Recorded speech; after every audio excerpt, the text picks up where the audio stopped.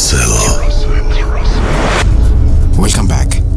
জেঁকে বসেছে শীত, আর একটু একটু করে শেষ হয়ে যাচ্ছে 2024। নতুন প্রত্যাশা নিয়ে আরও একটি নতুন বছর আমাদের দ্বার প্রান্তে। 2025 আমাদের স্বপ্ন পূরণের বছর। আশা করছি 2025 সবার জন্য সুসংবাদ নিয়ে আসবে।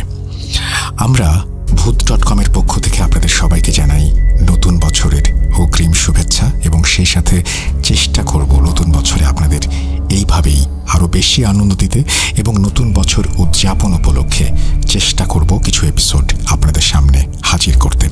আর সে কারণে আপনাদের হেল্পও লাগবে। আমাদের ইমেল অ্যাড্রেস আপনারা জানেন, russell.booth.com@gmail.com। সেখানে আপনারা আপনাদের ঘটনাগুলো পাঠিয়ে দিন। আমরা চলে যাচ্ছি আমাদের আজকের ঘটনায়। আশা করছি ভালো লাগবে আপনাদের। ঘটনাটি পাঠিয়েছেন আমাদের খুবই পছন্দের একজন স্টোরি টেলার আরাফাত। প্রচণ্ড পরিশ্রমী একজন মানুষ, এবং তিনি বাংলাদেশের বিভিন্ন প্রান্তে আপনারা জানেন ঘুরে বেড়াচ্ছেন ঘটনা সংগ্রহের উদ্দেশ্যে। আপনারা নিশ্চয়ই খেয়াল করেছেন, আমরা ইউটিউব শর্টসে নতুন কিছু ঘটনা দিচ্ছি, যে ঘটনাগুলো খুব ছোট ছোট, কিন্তু প্রতিদিনই আপনারা আমাদের সাথে যেন সংযুক্ত থাকেন, সে কারণে এই ঘটনাগুলো দেয়া। যে হঠাৎ করে আপনি কোথাও যাচ্ছেন, রাস্তায় ট্রাফিক জ্যামে আটকে গেছেন, বা ভালো লাগছে না, মনে হচ্ছে যে একটা 3 মিনিটের ব্রেক নেই, এই 3 মিনিটের ব্রেকে যেন একটা ভয়ের ঘটনা শুনতে পারেন, সেই জন্যই আমাদের এই আয়োজন। আমাদের শর্টসগুলো রেগুলার চেক করবেন। চলে যাচ্ছি ঘটনায়। আসসালামু আলাইকুম রাসেল ভাই ও প্রিয় লিসেনার। আমি আরাফাত আহমেদ শিমুল, ভূত.com-এর একজন মডারেটর। আমি আবারও আপনাদের মাঝে একটি ঘটনা নিয়ে হাজির হলাম। ঘটনাটি শেয়ার করেছেন গাজীপুর থেকে ভূত.com-এর একজন লিসেনার সাজ্জাদুল ইসলাম রিফাত।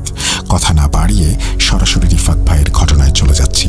ঘটনাটি শেয়ার করার আগে অনাকাঙ্ক্ষিত ভুলের জন্য আমি আগেই ক্ষমা চেয়ে নিচ্ছি।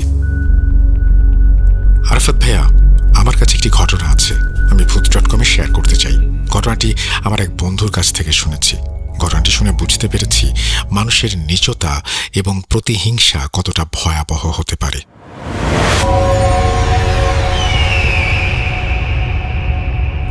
আমার বন্ধু রহিম একদিন আমাকে বলল, জানিস বন্ধু, আমার মামা খুবই ভালো মানুষ ছিলেন। তিনি আমাকে খুব আদর করতেন। বাংলাদেশ পুলিশের চাকরির সুবাদে ঢাকায় থাকতেন। আমাদের গ্রামের বাড়ি গফরগাঁও উপজেলায়। ছুটি পেলেই মামা গ্রামের বাড়িতে আসতেন। গ্রামের মানুষ তাকে খুব সম্মান করত। খাওয়ার সময় পর্যন্ত পেতেন না, কারণ প্রতিবেশীরা তাকে জোর করে নিজের বাড়িতে নিয়ে যেতেন। আমি যখন বলতাম, মামা বিয়ে করবেন কবে, মামা মজা করে বলতেন, আরে বাবা তোরা খা, আমার সব তো তোদের জন্যই, মামি যদি এসে তোদের খেতে না দেয় তখন বুঝবি। এভাবে মজা করতেন তিনি। আমরা হাসতাম। কিন্তু একদিন গ্রামের ছুটি শেষ করে ঢাকায় ফেরার পথে মামার জীবন ধীরে ধীরে বদলে যেতে লাগলো। ঢাকায় ফেরার পর একদিন রাতে মামার প্রচণ্ড জ্বর হয়। তার পুলিশ বন্ধুরা হাসপাতাল নিয়ে যায়। চিকিৎসা শেষে কিছুটা সুস্থ হলে বাসায় ফিরে আসেন, কিন্তু পরের রাতেই আবার সেই একই সমস্যা। তীব্র জ্বর, খিঁচুনি, এই ধারা চলতে থাকে। একদিন ভোরে মামা ফোন দিয়ে আমার নানুকে বললেন, মা তাড়াতাড়ি চলে আসো, মনে হয় বাঁচব না। আমার নানু দ্রুত ঢাকায় চলে আসেন। চিকিৎসা চলতে থাকে, কিন্তু কোনো পরীক্ষা নিরীক্ষায় রোগ ধরা পড়ে না। এরই মধ্যে নানু একজন কবিরাজের সঙ্গে যোগাযোগ করেন। কবিরাজ জানান মামাকে বান মারা হয়েছে। এটি নাকি প্রতিবেশীর কেউ খাবারে কিছু মিশিয়ে করেছে। কবিরাজ আরও বলেন, এই বান 7 দিনের জন্য করা হয়েছে, এবং এর মেয়াদ শেষ হওয়ার আগে বান কাটাতে না পারলে মামার মৃত্যু হবে। নানু আরও কয়েকজন কবিরাজের শরণাপন্ন হন। সবাই একই কথা বলেন। অবশেষে সেই অভিশপ্ত সোমবার এসে যায়। কবিরাজ জানান বান কাটার চেষ্টায় যতটা সম্ভব করেছেন, কিন্তু সময় খুব কম ছিল। মামার শারীরিক অবস্থা অবনতির দিকে যায়, এবং বৃহস্পতিবার দুপুর 12:50 মামা মারা যান। পরে জানা যায় মামার এই পরিণতির কারণ ছিল জমি নিয়ে বিরোধ। গ্রামের এক ব্যক্তি মামার কাছে জমি বিক্রি করেছিলেন। কিছুদিন পর সে জমি ফেরত চাইলে মামা রাজি হননি, এবং এর প্রতিশোধ নিতে এই ভয়াবহ কাজটি করা হয়েছিল। এই ঘটনার মাধ্যমে বুঝতে পারি মানুষের হিংসা এবং লোভ কতটা ভয়ানক হতে পারে। সামান্য জমির জন্য একটি জীবন কেড়ে নেওয়া হলো। আমার বন্ধুর পরিবার এই ঘটনায় তছনছ হয়ে গেছে। সবাই মামার জন্য দোয়া করবেন। আজকে এখানেই শেষ করছি। আল্লাহ হাফেজ। এই বলে তিনি তার ঘটনা শেষ করেছেন। খুবই ছোট্ট একটা ঘটনা, কিন্তু আশা করব আপনাদের ভালো লেগেছে। আমরা আজ একটি গ্রামের ঘটনাতেও যাব। আপনারা সবাই গ্রামের ঘটনা শুনতে চান। আজকের ঘটনার শিরোনামই হচ্ছে ভয়ঙ্কর গ্রাম। আমরা সেটা শোনাবো আপনাদেরকে। চলুন কথা না বাড়িয়ে আমরা পরবর্তী ঘটনায় যাই।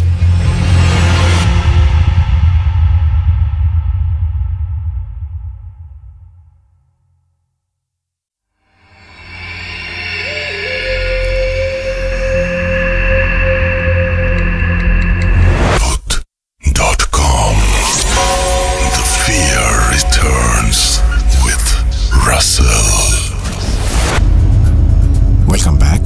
আশা করছি আপনারা সবাই ভালো আছেন, ভালোর দলে আছেন। কথা কেউ শুনতে পছন্দ করেন না, তাই কথা না বলে সরাসরি ঘটনায় চলে যাব।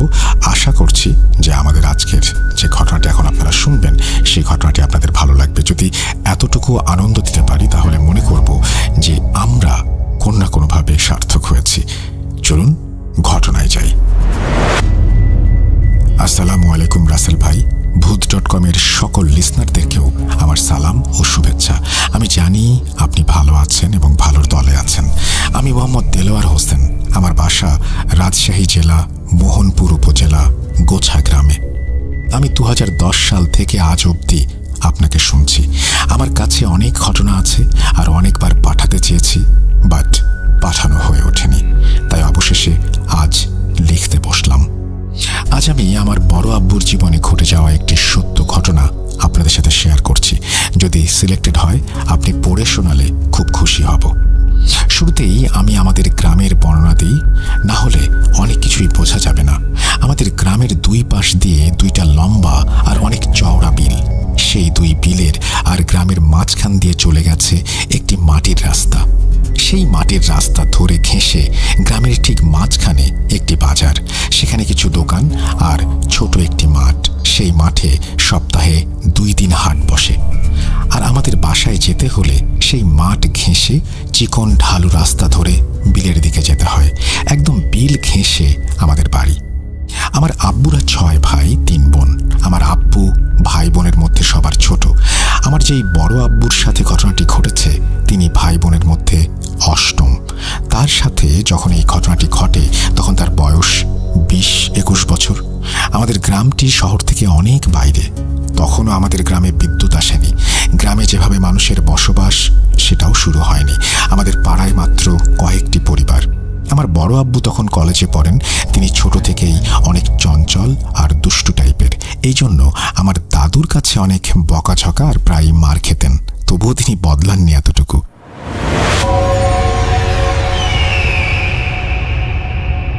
1980 সাল।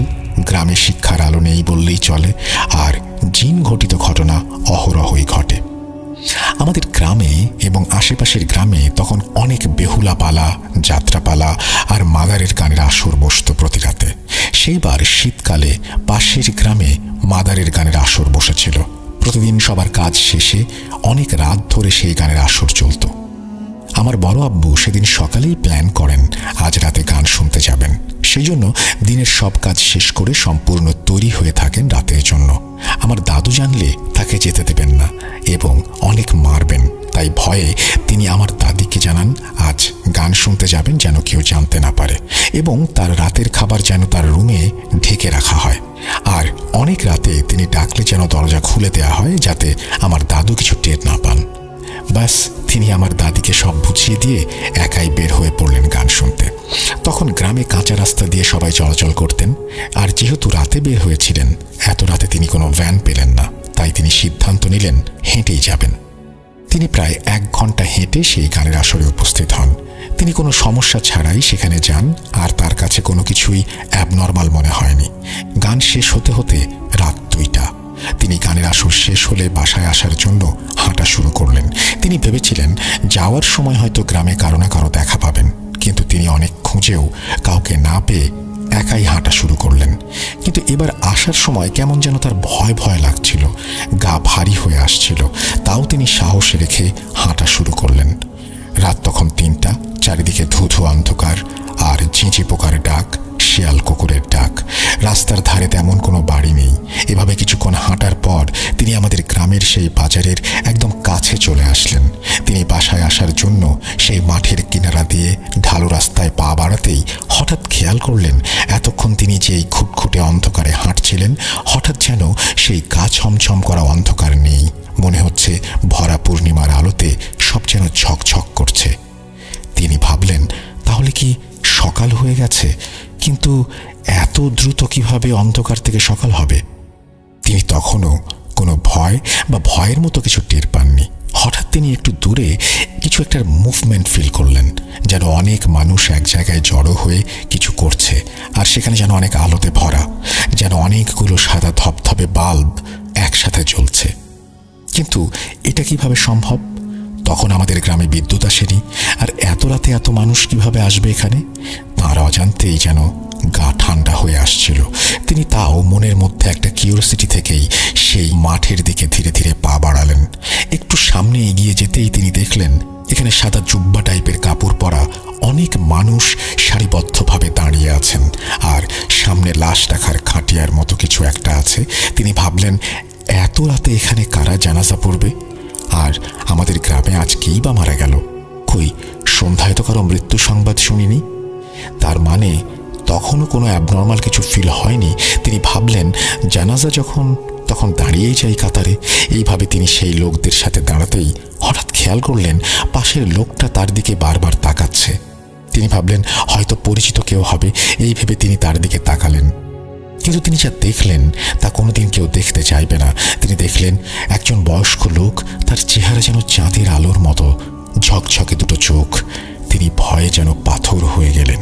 কি করবেন কিছুই মাথায় আসছিল না, যেন পুরো শরীর শক্ত হয়ে গেছে। তার মুখ দিয়ে কোনো কথাও বেরোচ্ছিল না। হঠাৎ বড় আপু লক্ষ্য করলেন সেই লোকটা তাকে হাতের ইশারায় বাড়ির রাস্তা দেখাচ্ছেন, যেন বলতে চাচ্ছেন, তুমি বাসায় চলে যাও, এখানে থেকো না, এক্ষুনি যাও। হঠাৎ বড় আব্বুর পা যেন তার অজান্তেই সেই ঢালু রাস্তার দিকে অনেক জোরে জোরে চলতে শুরু করলো। তিনি দৌড়াতে শুরু করলেন। এক দৌড়ে বড় আব্বু বাসার দরজায় এসেই মা বলে চিৎকার দিয়ে অজ্ঞান হয়ে গেলেন। কিন্তু বড় আব্বু নাকি দৌড়ানোর সময় একবারও পেছনে তাকাননি। তার চিৎকার শুনে আমার দাদু দাদি সবাই অনেক দ্রুত ঘর থেকে বের হয়ে আসলেন। দরজা খুলে দেখেন বড় আব্বু অজ্ঞান হয়ে পড়ে আছে। সবাই তাকে ধরাধরি করে রুমে নিয়ে গেলেন। সেদিন রাতে তার আর জ্ঞান ফেরেনি। পরদিন সকালে যখন তার জ্ঞান আসে, সবাই জিজ্ঞাসা করেন কি হয়েছিল তার সাথে। বড় আব্বু সবাইকে সবকিছু খুলে বলেন। সব শুনে আমার দাদু আব্বুকে অনেক বকাঝকা করলেন, আর আমার দাদিকেও কেন সে যেতে দিয়েছে এই নিয়ে অনেক বকলেন। তারপর আমার দাদু গ্রামের এক কবিরাজকে ডেকে আনলে সেই কবিরাজ আমার বড় আব্বুকে পানি পড়া দেন এবং একটা তাবিজ দেন। বলেন যে তার এত রাতে বাইরে যাওয়া মোটেও উচিত হয়নি। সেদিন হয়তো কোনো মুসলিম জিনের মধ্যে কেউ মারা গিয়েছিলেন, তাই তারা সেই দিন জানাজা দিয়ে সেই মৃত জিনের দাফনের ব্যবস্থা করছিলেন। তিনি আরও বললেন, আমার বড় আব্বুর কপাল অনেক ভালো, তাই একজন বয়স্ক ভালো জিন তাকে বাড়ির পথ দেখিয়ে দিয়েছে, তার জীবন রক্ষা করেছে। এই ছিল ঘটনা। এটা 100% সত্য ঘটনা, আর আমার বড় আব্বু আজও বেঁচে আছেন। আমি তার কাছ থেকেই শুনেছি। ঘটনা প্রথম কোথাও শেয়ার করলাম, আর এর দায় দায়িত্ব সব আমার। যদি ভালো লাগে সিলেক্টেড হয় আমাকে জানাবেন। আমার কাছে আরও ঘটনা আছে, সময় করে পাঠিয়ে দেবো ইনশাল্লাহ। থ্যাংক ইউ ভেরি মাচ আপনার ঘটনার জন্য এবং আমাদেরকে ঘটনা শেয়ার করার জন্য। আশা করছি এই ঘটনাটি আপনাদেরও ভালো লেগেছে। আমরা চলে যাব আমাদের পরবর্তী ঘটনায়।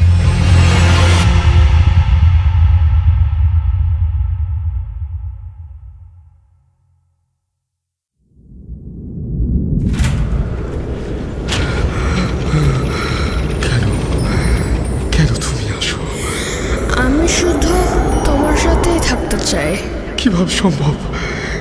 মৃতদের এই পৃথিবীতে থাকতে নেই। তুমি চলে যাও, চলে যাও, প্লিজ চলে যাও। সবটাই কি ইলুশন, নাকি অন্য জগতের কেউ কখনো হাজির হয়ে যায় চোখের পলকে? Bhoot.com with Russell। Welcome back. আপনাদের সবাইকে স্বাগত জানাচ্ছি আমি রাসেল। আশা করছি আপনারা সবাই ভালো আছেন, ভালোর আছি, ভালোর দলে আছি এবং আশা করছি ভূত.com-এর এই বছরের শেষের দিকের একেবারে শেষের দিকের এপিসোডটি উপভোগ করছেন আপনারা। এরপরে যে বৃহস্পতিবার আমরা পাবো, সেই বৃহস্পতিবারে আমরা পাবো একটি নতুন বছর, নতুন সম্ভাবনা নিয়ে 2025 আসুক সবার জীবনে। শুরু করছি ঘটনা। আসসালামু আলাইকুম রাসেল ভাই, প্রিয় শ্রোতা বন্ধুরা, আশা করি ভালো আছেন, ভালোর দলে আছেন। আমি আহমেদ রোহান, আছি যশোর থেকে। আমি প্রথমেই রাসেল ভাইকে অসংখ্য ধন্যবাদ জানাই, কারণ গত 129তম এপিসোডে আমার একটা স্টোরি সুন্দরভাবে লিসেনারদের পড়ে শোনানোর জন্য।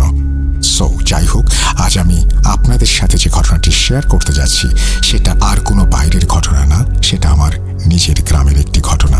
ঘটনাটি ঘটে আমাদের যশোরের একটি গ্রামে।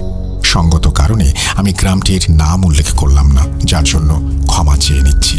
তার আগে একটু বলে নিই, আপনারা অনেকেই হয়তো অনেক ঘটনা শুনে থাকেন, কিন্তু কখনো কি ভেবেছেন সেসব ঘটনা যদি আপনাদের নিজ গ্রাম বা এলাকায় ঘটে তখন আপনাদের কেমন লাগবে? ঠিক আজকের ঘটনাটাও সেরকম। আমার গ্রামের একটু বর্ণনা দেই। আমাদের গ্রামটি ছিল বেশ বড়, গাছপালায় ভরা একটি শান্ত এবং নীরব গ্রাম। গ্রামটিতে আছে বড় একটি পুকুর, আর সেই পুকুরের ওপরে আছে বিশাল এক বাঁকানো তাল গাছ, যেখানে কিছু ভয়ের জিনিস আছে লোকমুখে শোনা যায়। আর সেই পুকুরের পাশ দিয়ে চলে গেছে লোকজনের চলাচলের প্রশস্ত রাস্তা। আর সোজা রাস্তা দিয়ে গিয়ে পুকুরের কিছু দূরেই আছে বাঁশঝাড়ে ঘেরা একটি বিশাল পারিবারিক গ্রাম্য কবরস্থান, যেখানে দিনের বেলা গেলেও গা ছমছম করে। আর তার পাশ দিয়ে চলে গেছে বড় ফাঁকা একটি মরা বিল, যাকে বলা হয় হুগলাকুড়ি। এই সব মিলিয়েই তৈরি করেছে একটা ভয়ঙ্কর গ্রাম।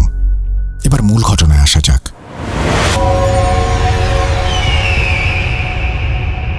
ঘটনা 1। সময়টা ছিল বর্ষাকাল, দিনটি ছিল বৃহস্পতিবার। গ্রামের একটি লোক নাম রমিজ মিয়া একজন ইজি বাইক চালক।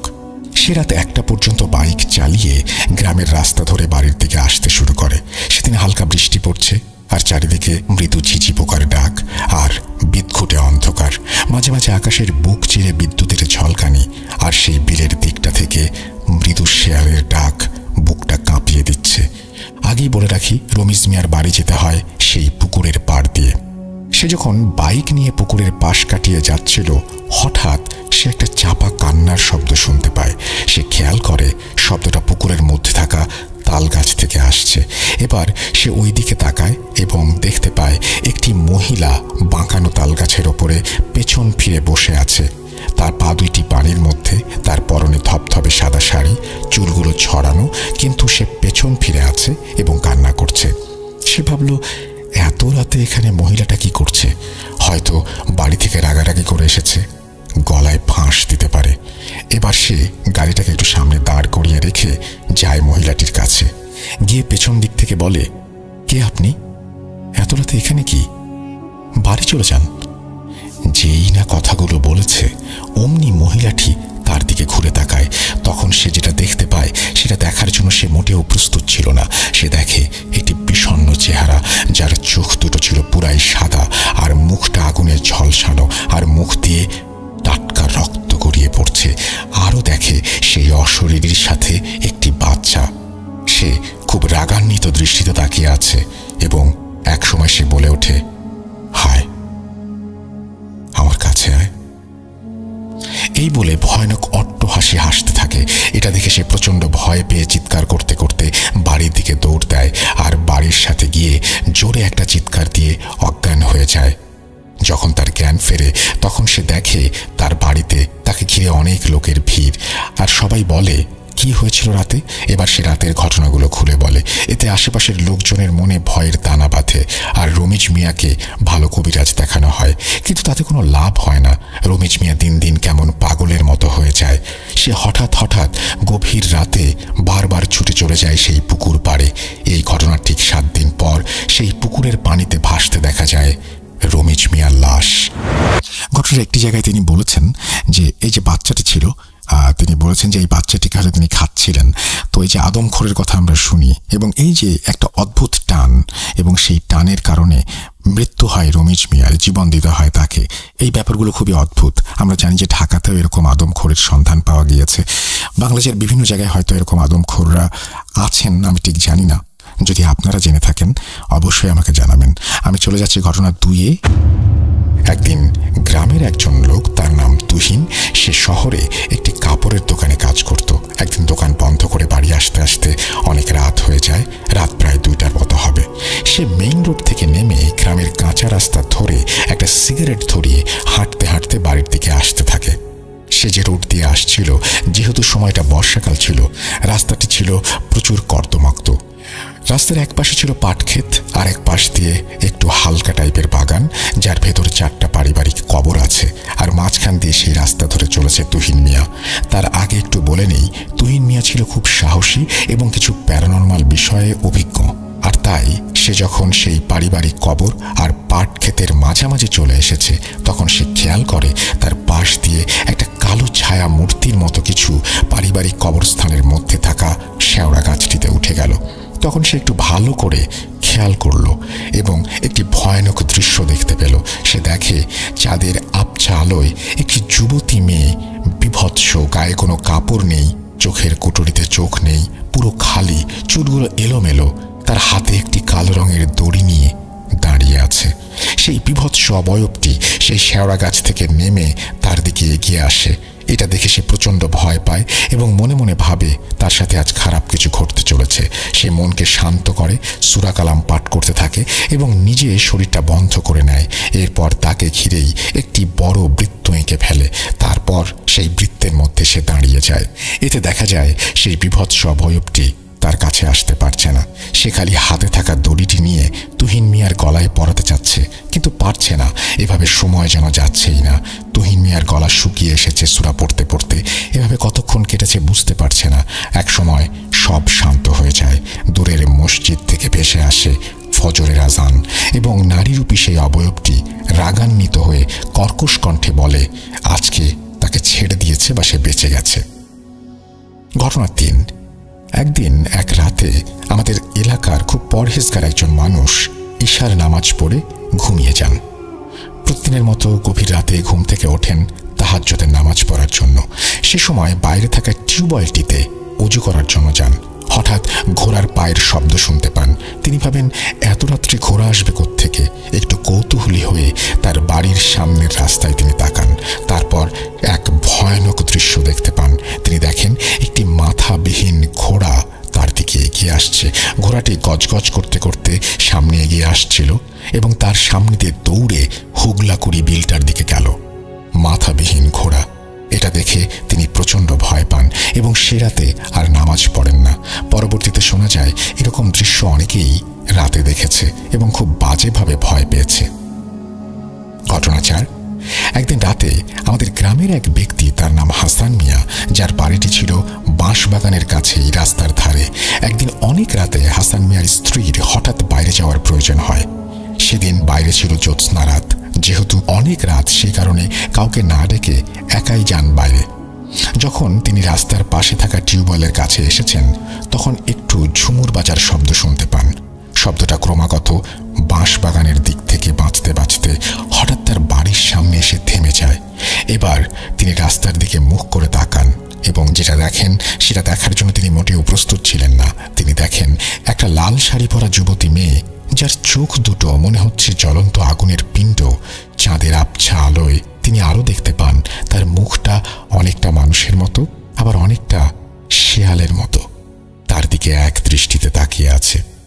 এটা দেখে তিনি প্রচণ্ড ভয় পান, একটা চিৎকার দিয়ে অজ্ঞান হয়ে যান। সকালে যখন তার হুঁশ ফেরে, তখন তিনি রাতের সব কথা খুলে বলেন এবং এই ঘটনার পর থেকে প্রতি রাতে মধ্যরাতেই তিনি ওই শব্দ শুনতে পেতেন। শোনা যায় এই শব্দ অনেকেই শুনতে পেয়েছে। শব্দটি খেয়াল করলে বোঝা যায় সেই বাঁশবাগানের মধ্যে উঠে লোকজনের চলাচলের রাস্তা ধরে পুকুর পাড় দিয়ে সোজা সেই বিলের দিকে শব্দটা চলে যায়। ঘটনা 5। একদিন রাতে আনুমানিক 11টার মতো হবে, তখন গ্রামের একটা ছেলে গ্রামের সেই বাঁশবাগানের ওপরের রাস্তা ধরে হেঁটে যাচ্ছিল দোকানে। একটি জিনিস কেনার প্রয়োজন ছিল তার। সে যখন বাঁশবাগানের ঠিক মাঝামাঝি চলে এসেছে, খেয়াল করে বাঁশবাগানের ভেতরে দাও দাও করে আগুন জ্বলছে। এটা দেখে খুব ভয় পেয়ে যায়। সে মনে মনে ভাবে এত রাতে বাঁশবাগানে আগুন জ্বলছে কেন সেটা দেখতে যাওয়ার সাহস হয় না তার। সে দৌড়ে গ্রামের মসজিদের হুজুরের কাছে যায় আর সাথে গ্রামের অনেক লোকজনদেরকে ডেকে নিয়ে আসে দেখানোর জন্য। সবাই সেই দৃশ্য দেখতে পায়। হুজুর সহ সবাই যখন কাছে যায় তখন সবাই দেখতে পায় বাঁশবাগানের ভেতরে থাকা একটি পুরনো কবরে আগুন জ্বলছে। সেটা দেখে সবাই অনেক ভয় পায়। সবাই বলে, হায় হায়, কি অলক্ষণে কাণ্ড। এবার হুজুর একটু এগিয়ে গিয়ে জোরে জোরে সূরা পাঠ করেন এবং 3 বার কবরটিতে ফু দেন। সাথে সাথে আগুন নিভে যায়। নিভে যাবার পর সবাই যখন বাড়ি ফিরে আসতে যান তখনই সবাইকে অবাক করে দিয়ে কবরটিতে আবারও আগুন জ্বলতে শুরু করে। হুজুর সহ সকলেই অনেক ভয় পান এবং অনেকে সেখান থেকে দৌড়ে পালান। হুজুর আবার সেরকম দোয়া পড়ে ফু দেন এবং আগুন নিভে যায়। আবারও পেছনে ফিরে যাওয়ার সময় আগুন জ্বলে ওঠে। এরকম 3 বার একই ঘটনা ঘটে। শেষবার হুজুর যখন সূরা কালাম পড়ে আজান দেন তখন আগুন নিভে যায়, আর আগুন ধরতে দেখা যায় না। সবাই তারপর সেখান থেকে চলে আসে, আর দিনের বেলাতেও কেউ ওই দিকটায় যায় না। রাসেল ভাই, এই ছিল আমাদের গ্রামে ঘটে যাওয়া কিছু বিশেষ ঘটনা। এখনও এরকম কিছু ঘটনা ঘটতে দেখা গেছে। অনেক হুজুর কবিরা জানা হয়েছে গ্রামে, কিন্তু আজ পর্যন্ত এসব ঘটনার কোনো সলিউশন পাওয়া যায়নি। জানি না আসলে ঘটনাগুলো কতটা ভয়ের, কিন্তু ঘটনাগুলো আমাদের গ্রামে ঘটে যাওয়া সমস্ত ঘটনা। ভালো লাগলে লিসেনারদের পড়ে শোনাবেন। এই বলে তিনি তার ঘটনা শেষ করেছেন। আহমেদ রোহান রেগুলার লেখেন আমাদেরকে এবং তিনি লেখেন যশোর থেকে। আপনারা যারা এতক্ষণ পর্যন্ত আমাদেরকে শুনলেন তাদেরকে অসংখ্য ধন্যবাদ। এখন আমরা এমন কিছু ঘটনায় যাব যে ঘটনাগুলো হয়তো আগেও শুনেছেন বা শোনেননি বা বারবার শুনতে চাইবেন। চলুন কথা না বাড়িয়ে সেই ঘটনাগুলোতে যাওয়া যাক।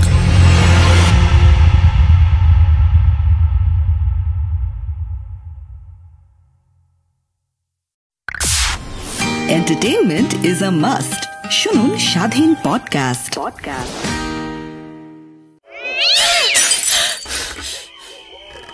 আজ আবার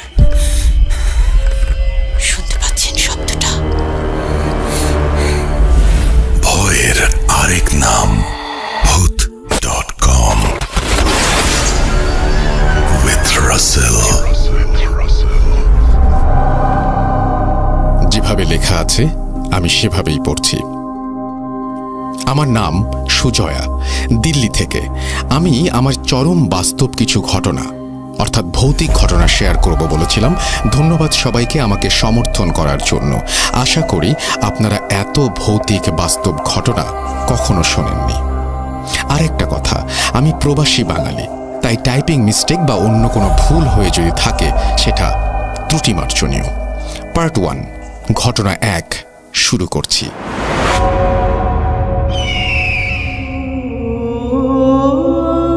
এটি আমার মায়ের জীবনের কাহিনী। আমার মায়ের বর্তমান বয়স 60। তার যখন 22 বছর বয়স তখন মুর্শিদাবাদের একজনের সাথে পত্র মিতালি মারফত কথা হতো। তার নাম ছিল হেমন্ত। তারা 4 ভাই, কোনো বোন ছিল না। তাই হেমন্ত মামা আমার মাকে পত্র মিতালি সূত্রে বোন পাতিয়েছিল। তাদের ও তাদের মায়ের খুব ইচ্ছে ছিল আমার মাকে একটিবার চোখে দেখার, কিন্তু আমার দাদুর কড়া শাসনে মা একলা আলিপুরদুয়ার থেকে মুর্শিদাবাদ যেতে পারেননি। তাই পত্র মারফত কথা চলত, কিন্তু মাকে দেখার জন্যই ওই হেমন্ত মামার মা অধীর অপেক্ষায় ছিলেন। মনে মনে উনি যেন মাকেই নিজের মেয়ে ভাবতেন।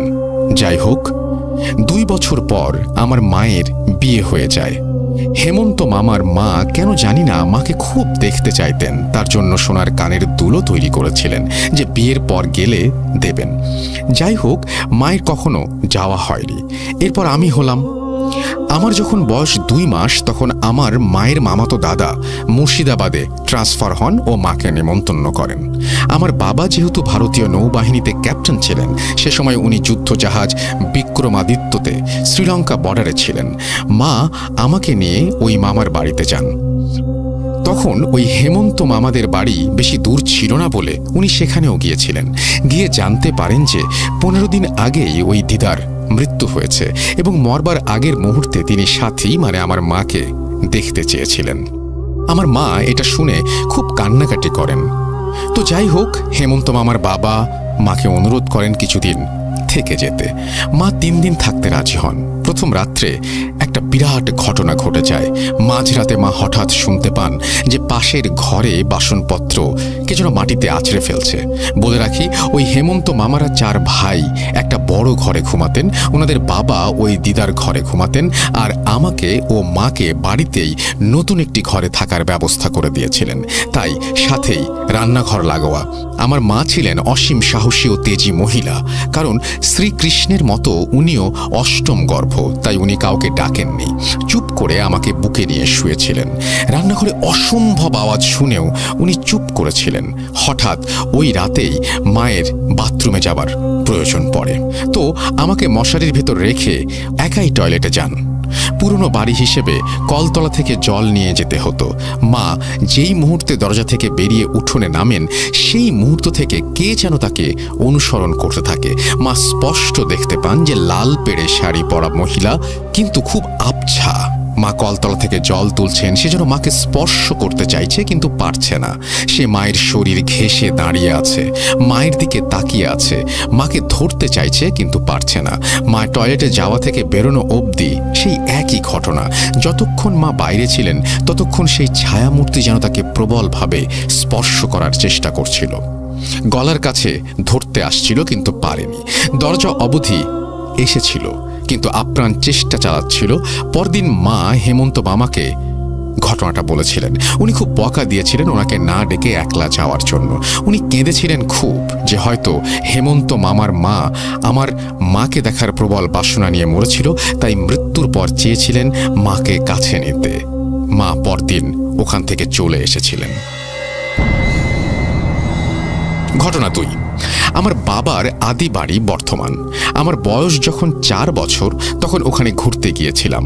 তো আমাদের বাড়ি ছিল অনেক বড় বড়, উঠোনের এপার ওপার ঘর, পিছনের খালি জমি। তবে শুনেছি ওই জমিতে নবাব আমলে অনেক শিশুদের কবর দেয়া হতো। যাই হোক, আমি আর আমার মা রাত্রে ঘুমিয়েছিলাম লাগোয়া ছোট ঘরে। আমার জন্য দুধ রাখা ছিল পাম্প স্টোভের ওপর। আমাদের এই ঘরটায় জানালা ছিল একটা, সেটা বন্ধ ছিল, আর ছিল একটা খুব ছোট ভেন্টিলেটর, যেটা দিয়ে একটা কবুতর ঠিকভাবে যেতে পারবে না। যাই হোক, রাতের বেলা আমি বাথরুমে যাব বলে মাকে ডাকি। মা উঠোনের ওপারে বাথরুমে গিয়ে আমাকে বারান্দার কোণে বসতে বলেন। ওনার পেছনটা ছিল ঘরের দিকে। হঠাৎ উনি শুনতে পান একটা ভীষণ রকমের শোঁ শোঁ আওয়াজ, যেন কেউ বিষাক্তভাবে কিছু চাটছে। মা এক মুহূর্তে ঘুরে তাকিয়ে দেখেন যে একটা ভয়ানক কালো লোমশ কেউ দাঁড়িয়ে দুধের বাটির সামনে। মা তাকাতেই সেও জ্বলন্ত আগুনের মতো লাল চোখে তাকিয়েছিল। মা আমাকে তাড়াতাড়ি কোলে নিয়ে ঘরে এক পা ফেলতেই সে সেকেন্ডেরও কম সময়ে একটা লাফ মেরে যেন উড়ে ওই ছোট্ট ভেন্টিলেটর দিয়ে বেরিয়ে গেল। মা আমাকে মশারির ভেতর ঢুকিয়ে যেই না বলছেন, তুমি ভয় পেও না, আমি ঠাকুমাকে এখনই ডেকে আসছি, অমনি ওই পেছনের জমি থেকে যেন একটা বিভৎস গলা ভেঙচি কেটে উঠেছিল। মানে বুক কাঁপানো আও আও করে ভেঙচি কাটার আওয়াজ। সেটা আমি আজ 27 বছর পরেও ভুলতে পারিনি।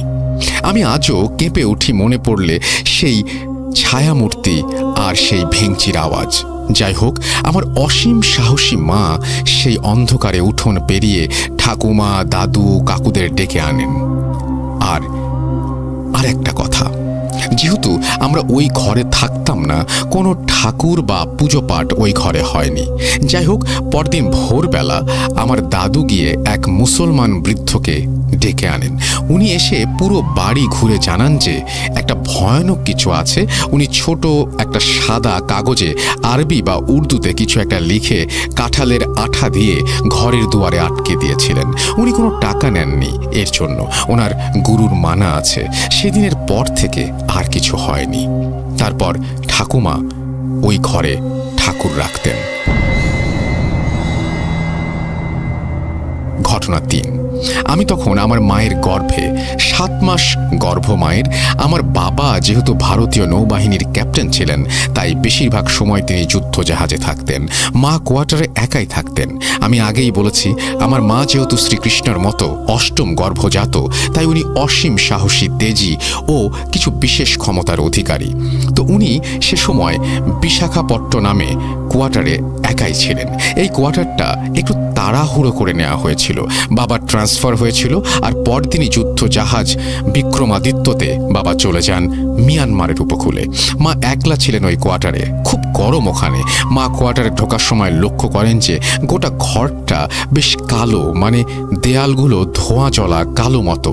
কিন্তু মা কাউকে কোনো কিছু বলতে পারেননি, কারণ ওটা ছিল 7 তলায়, আর ওই ফ্লোরে 2জন সাউথ ইন্ডিয়ান ব্যাচেলার ছাড়া আর কেউ থাকতো না।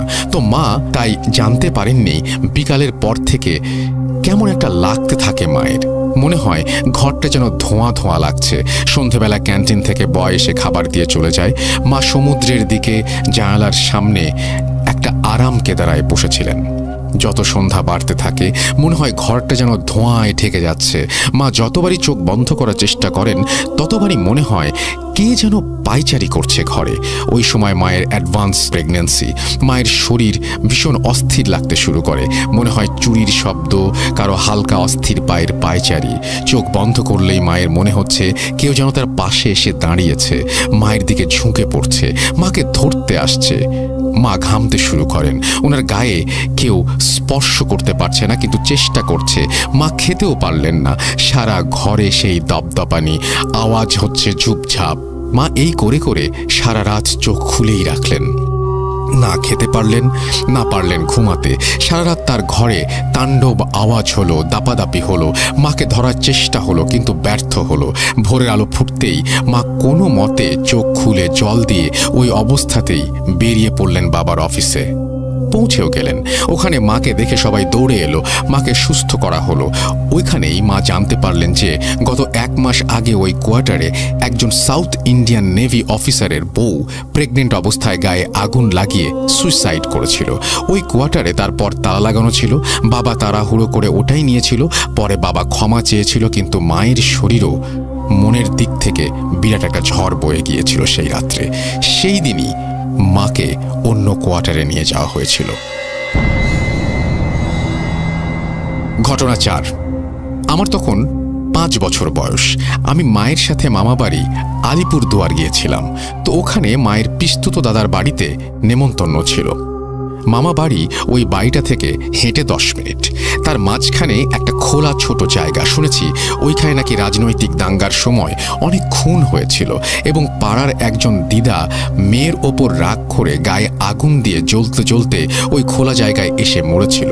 তো যাই হোক, ওই পিস্তুত মামার বাড়ি থেকে খেয়ে সেই মামা মামি আমাদের এগিয়ে দিতে এসেছিলেন মামা বাড়ি অবধি।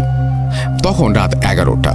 খুব নির্জন রাস্তা, কিন্তু যেই ওই খোলা জায়গাটার কাছাকাছি আসলাম আমরা, আমি বলে বোঝাতে পারবো না কি বিভৎস আর্তনাদ মেশানো শব্দ হচ্ছিল। আমার স্মৃতিশক্তি খুব প্রবল। 2 বছর বয়সের কথা মনে আছে। সেই আওয়াজটা আমার কানে এখনো বাঁধে। ওহ, বলে বোঝাতে পারবো না। যাই হোক, ওই আওয়াজটা শুনে মামা মামি তক্ষুনি আমাদের নিয়ে অন্য দূরের রাস্তা ধরে মামা বাড়িতে পৌঁছে দিয়ে যান। ঘটনা 5। আমার সেজো মামা রাতে অফিস থেকে বাড়ি ফিরতেন। উনি হাসিমারায় ছিলেন। উনি রোজ প্রায় 11টা নাগাদ রিকশায় করে ফিরতেন। এরকমই এক বিশেষ তিথির দিনে উনি ফিরছেন, হঠাৎ ওনার রিকশা আটকে যায়। কিছুতেই সামনে এগোতে পারছে না। কে যেন টেনে রেখেছে, চেপে রেখেছে। তখন হঠাৎই ওই রিকশাওয়ালা কাকু নেমে গলাতে একটা মাদুলি খুলে সামনের দিকে বাড়িয়ে দিয়ে আবার চলতে শুরু করেন, এবং রিকশা চলতে থাকে। পরে মামা জানতে পারেন পরদিন নাকি রিকশা কাকুটা দেখেন যে তার মাদুলির ভেতরে একটা জিনিস নেই, যেটা ওনার গুরু দিয়েছিলেন। ঘটনা 6। আমার মায়ের পিস্তুত এক দাদা বউ পছন্দ না হওয়াতে গায়ে আগুন দিয়েছিলেন। সেই দাদাদের বাড়ি থেকে আমার মামা বাড়ি হেঁটে 20 মিনিট। যেই রাত্রে উনি গায়ে আগুন দেন সেই সময় উনি কিছুটা বাঁচতে চাইছিলেন, কিন্তু পারেননি। সেই রাত থেকে আমার দাদু বাড়ির ছাদে ভয়ানক আওয়াজ শুরু হয়, মনে হয় ভূমিকম্প হচ্ছে। আমার দাদু দিদা ওই মামার খুব প্রিয় ছিলেন। সেই রাত থেকে আমার দাদুর বাড়িতে প্রতি রাতে ছাদে বিকট আওয়াজ শুরু হয়, মনে হয় ছাদ ভেঙে পড়ছে। রাতে উঠোনে মনে হয় কে যেন দৌড়াচ্ছে। এভাবে 5 দিন চলার পর দাদু ওই পিসি দিদাকে ডেকে পাঠান এবং গায়ায় যান পিণ্ডি দান করতে। তখন গায়ায় মূল প্রেত গৃহে পিণ্ডিদান হতো। পিসি দিদা নাকি যখন ওই প্রেত গৃহের জানালা দিয়ে পিণ্ডিটা বাড়িয়েছিলেন, তখন একটা কালো ভয়ঙ্কর একটা আবছা হাত এসে ছুঁ মেরে পিণ্ডিটা নিয়েছিল। সেই রাত থেকেই আমার দাদু বাড়িতে ওই তাণ্ডব বন্ধ হয়ে যায়। ঘটনা 7, আমার আরেক পিস্তুত মামার আংশিক খুন হয়েছিল। মানে ভরা বাজারে এক গুন্ডা ওনার পায়ের মূল শিরা কেটে দিয়েছিল। ডাক্তাররা বলে দিয়েছিলেন উনি 6 মাস অবধি বাঁচবেন পঙ্গু হয়ে। উনি দেখতে খুব সুন্দর আর সমাজসেবী ছিলেন। এই ঘটনার পর বাড়ির সবার খুব মন খারাপ হয়ে যায়। মাসের মাথায় হঠাৎ ওনার দাদার বিয়ে ঠিক হয়। উনি বিছানাতে শুয়েই কাঁদতে কাঁদতে বলেন যে ওনার তো বিয়ে হতে পারল না, তাই যে দাদার বিয়ে হচ্ছে সেই বৌদিকে উনি সঙ্গে করে নিয়ে যাবেন। সবাই মৃত্যু পথযাত্রীর মজার কথা ভেবেছিল। তার 1 মাস পরে উনি মারা যান। 45 দিনের আতুর উঠিয়ে ওই মামার বিয়ে হয়। মামি হাই স্কুলের টিচার ছিলেন। তো বিয়ের 10 দিন পর মামি একদিন অন্ধকার কুয়োতলায় বাসন মানে চায়ের বাসন ধুতে যান। বাকিরা গল্প করছিল। হঠাৎ ওই মামিকে কে যেন বৌদি বলে ডাকে। মামি সাড়াও দেন। ঘরে ফিরে জানতে চান কে ডেকেছিল, কিন্তু সবাই বলেন যে কেউ ডাকেনি। তার পরদিন সকালে ওনাকে মৃত অবস্থায় পাওয়া যায়। সারা শরীরে বড় বড় ফোস্কা পড়েছিল। বিখ্যাত ডাক্তারও কিছু ধরতে পারেনি। পোস্টমর্টেমেও কিছু ধরা পড়েনি। ঘটনা 8, আমি তুলা রাশি ও বাংলায় মীন রাশি। প্রচুর দেবতার স্বপ্নে আমার জন্ম। আমার নজর ইত্যাদি খুব তাড়াতাড়ি লাগে। অনিয়ম, নোংরা বা অস্পৃশ্য কিছু সহ্য হয় না। আমি একবার এক মাসির বাড়িতে ঘুরতে গিয়েছিলাম। মা আর বাকিরা গল্প করছিল। আমি একটা অন্ধকার কলতলায় হাত ধুতে চাই। হঠাৎ কেউ যেন স্পষ্ট আমার নাম ধরে ডাকে। আমার আশেপাশে কেউ দাঁড়িয়ে আছে 3 বার, কিন্তু আমি ঘুরে তাকালেও সাড়া দেইনি। ঘরে ফিরে জানতে চাই কে ডেকেছিল। মা তখনই কিছু বুঝে যান ও আমাকে জড়িয়ে ধরেন। পরে জানতে পারি ওই মাসির শাশুড়ি একবার আমায় দেখতে চেয়েছিলেন, কিন্তু উনি হঠাৎ মারা যান। আমরা চেন্নাইতে ছিলাম তখন। ঘটনা 9, চেন্নাইতে আমি আমার মেজ মামার বাড়ি কিছুদিন ছিলাম ছুটিতে। আমার বয়স তখন 7। সেখানে সবার অনেক বড় বড় ছড়ানো উঠোন গাছ ভরা ছিল। আমার মামার বাড়ির পাশের বাড়ির সাথে তার পাশের বাড়ির লোকেরা কি নিয়ে যেন প্রকাণ্ড ঝগড়া। সাউথের সবাই আর আমিও উঠোনে দাঁড়িয়ে ঝগড়া শুনছি। একটু ভিড় হয়েছিল। হঠাৎ দেখি একটু দূরে একটা ছোট পেয়ারা গাছের নিচে কে যেন দাঁড়িয়ে আছে চুপচাপ। বেশ লম্বা, রোগা, কিন্তু যুবক মতো। সাদা ধুতি গোটা গায়ে শরীরে জড়ানো। সে সামনে আসছেও না, নড়ছেও না। আমি ঝগড়া ফেলে ওই দিকেই তাকিয়ে আছি। হঠাৎ মনে হলো সে যেন আমার দিকেই তাকিয়ে আছে, কারণ বডির দিকটা পরিবর্তন হয়েছে, কিন্তু বোঝা যাচ্ছে না। আমি প্রায় 10-15 মিনিট তাকিয়ে রইলাম। স্পষ্ট দেখলাম সেও যেন তাকিয়েছে। ধীরে ধীরে ঝগড়া কমলো, ভিড় কমলো, কিন্তু শেষ ফুরল না। বেপরোয়া হয়ে উঠলাম আমি। মামাদের চোখ এড়িয়ে ওদিকে এগোলাম, কিন্তু আমি যতই এগোই দেখি সে যেন অস্থির হয়ে সরে যাচ্ছে, কিন্তু ভেসে ভেসে। আমি যতই এগোই সে যেন ভয় পেয়ে ভেসে ভেসে সরে যায়। আমি গাছতলাটা ছাড়িয়ে গেলাম, দেখি সেও পেছনের একটা খোলা জমিতে সরে যাচ্ছে। আমি প্রাচীরের সামনে দাঁড়ালাম, সেও জমির অনেকটা দূরে সরল। কিন্তু মনে হলো সে অস্থির, কিছু একটা বাধা পেয়েছে। হঠাৎ পেছন থেকে মামা ডাকছে। আমি মামাকে বললাম, কিন্তু মামা বলল না কিছু, বকলো আমাকে। আমি আজও জানতে পারিনি কে বা কি ছিল সেটা। ঘটনা 9, আমি একবার বর্ধমানে আমার পৈতৃক বাড়িতে ঘুরতে গিয়েছিলাম বড় হয়ে। তখন আমার 9 বছর বয়স। এক পিসির বাড়ির পেছনের বারান্দায় দাঁড়িয়েছিলাম। আমি আসলে অন্ধকারটা একটু পছন্দ করি, এটা আমার জিনগত। যাই হোক, বারান্দায় দাঁড়িয়েছি। হঠাৎ দেখছি সামনের একটা বাগান থেকে জীবন কাকু দাঁড়িয়ে, লুঙ্গি আর পাঞ্জাবি পরা, যেটা উনি খুব পরেন। আমাকে ডাকছেন মনে হলো। আমি চোখ বন্ধ করে চোখ খুললাম, কেউ নেই। আবার 1 মুহূর্ত পরেই দেখলাম জীবন কাকুকে, কিন্তু একটু সরে গেছেন উনি সাইডে, সেই ভাবেই ডাকছেন। আমি বারান্দা থেকে নামতে যাব, মায়ের আবছা গলার আওয়াজ পেলাম। আমি পিছিয়ে এলাম, দেখলাম কেউ নেই সামনে। আমি দৌড়ে সামনের দরজা দিয়ে জীবন কাকুদের বাড়িতে গিয়ে দেখি উনি ছাত্র পড়াচ্ছেন। আমি আর ভাবতে পারিনি, আমি আজও জানি না কি হয়েছিল ওটা। ঘটনা 10। আমি আর আমার মা দিল্লির কোর্টে একটা কাজে গিয়েছিলাম। তখন ছুটি চলছিল, মনেই ছিল না কিছু অ্যাডভোকেট তাদের chamber খুলতেন।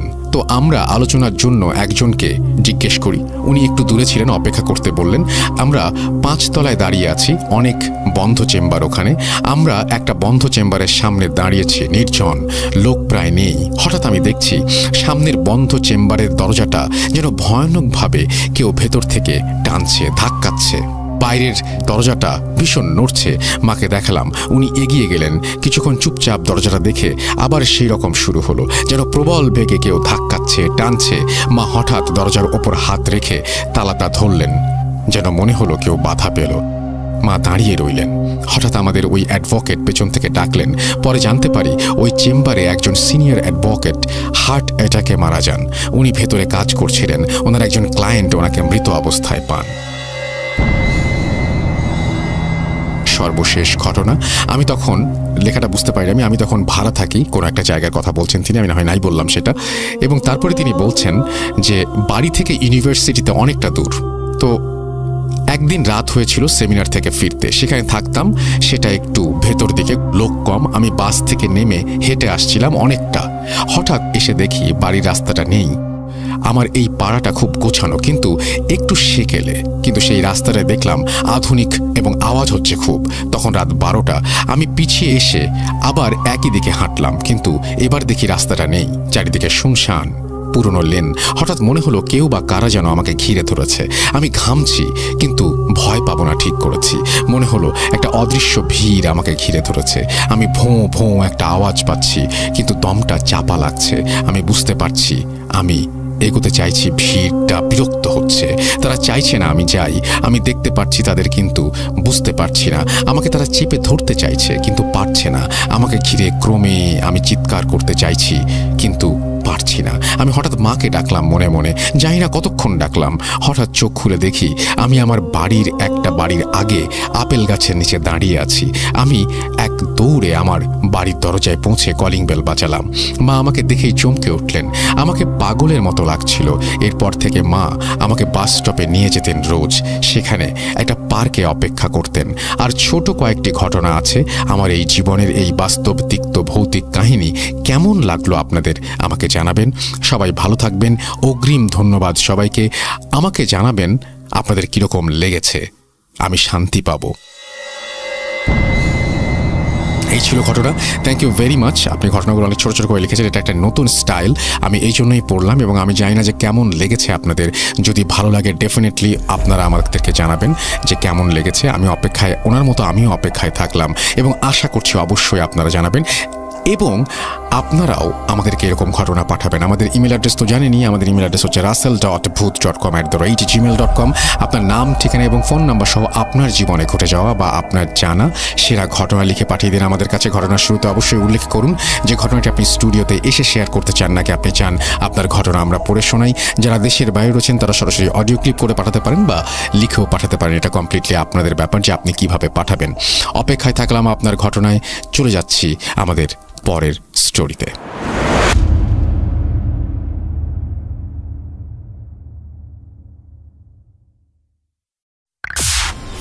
Entertainment is a must. শুনুন স্বাধীন পডকাস্ট।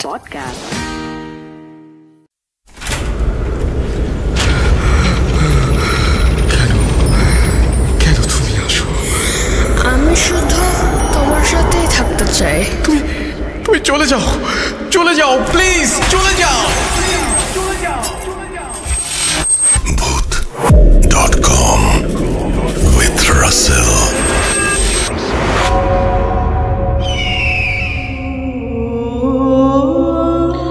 আসসালামু আলাইকুম রাসেল ভাই, আশা করি আপনি ভালো আছেন আল্লাহর রহমতে। আর আশা করি পেন্ডিকের মধ্যে সবাই খুব ভালোভাবে আছেন। তো শুরুতে আমি একটু পরিচয় দিয়ে নিই, কারণ এখানে আমার পরিচয়টা খুবই জরুরি। নার্সিং প্রফেশন নিয়ে এটা ব্যাকগ্রাউন্ড কাহিনীর। আমার নাম হচ্ছে সোহেল, আমার বাড়ি ত্রিপুরাতে, কিন্তু বর্তমানে কর্মরত আমি কলকাতাতেই থাকছি। কিন্তু ঘটনাটি যেটা ঘটেছে সেটা হচ্ছে ব্যাঙ্গালোরে। যখন আমি কলেজে পড়তাম, ওটা আমার ফাইনাল ইয়ার একটি ঘটনা।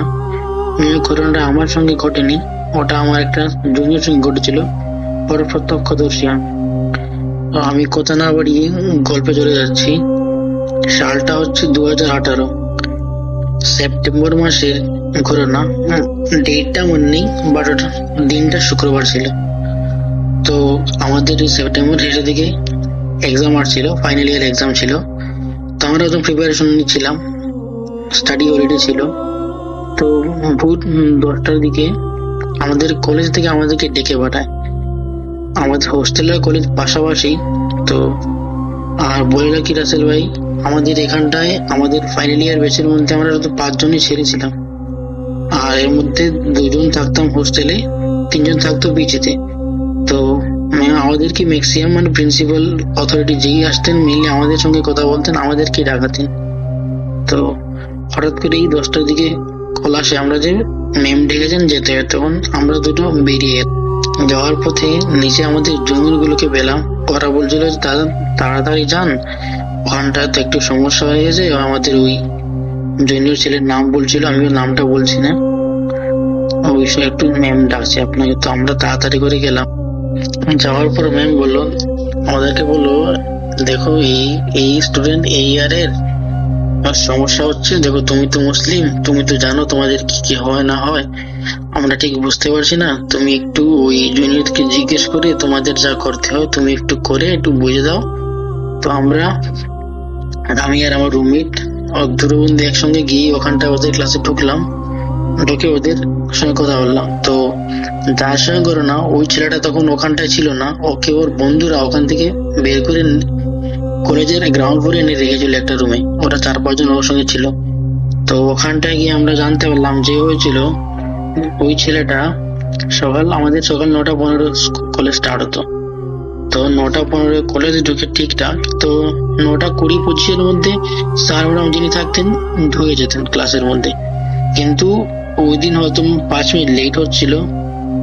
এর মধ্যে ওই যার সঙ্গে ঘটনা, ওর জুনিয়র ছেলে ওর বেঞ্চমেটকে বললো যে দরজার বাইরে জানালার উপরে একটা অ্যাপেল রাখা আছে, ওটা নিয়ে আমি খাবো। তো বললো যে ঠাট্টা করছে, ফাজলামি করছে। তারপর ও গিয়ে সত্যি সত্যি একটা অ্যাপেল দেখতে পেলো ওখানটায়। ওটা নিল, হাতে নিয়ে অনেকটা অবাক হলো। আমরা আসলে ওই যে হাইব্রিড যে অ্যাপেল গুলো দেখি অনেক বড় হয়, অ্যাপেল পাই তৈরি করতে অনেকগুলো, ওইসব যেগুলো মানে তৈরি করে না, ওই বড় বড় হাইব্রিড রকম অ্যাপেল ছিল। বাট ও হাইব্রিড অ্যাপেল থেকে খানিকটা বড় ছিল। তো ও একটু মানে ইতস্ত বোধ করে তাও নিয়ে ওকে দিয়ে দেয়। ও জিজ্ঞেস করে তুই কি করে জানলি এর ওখানটা ছিল, আমরা কেউ দেখতে পারিনি।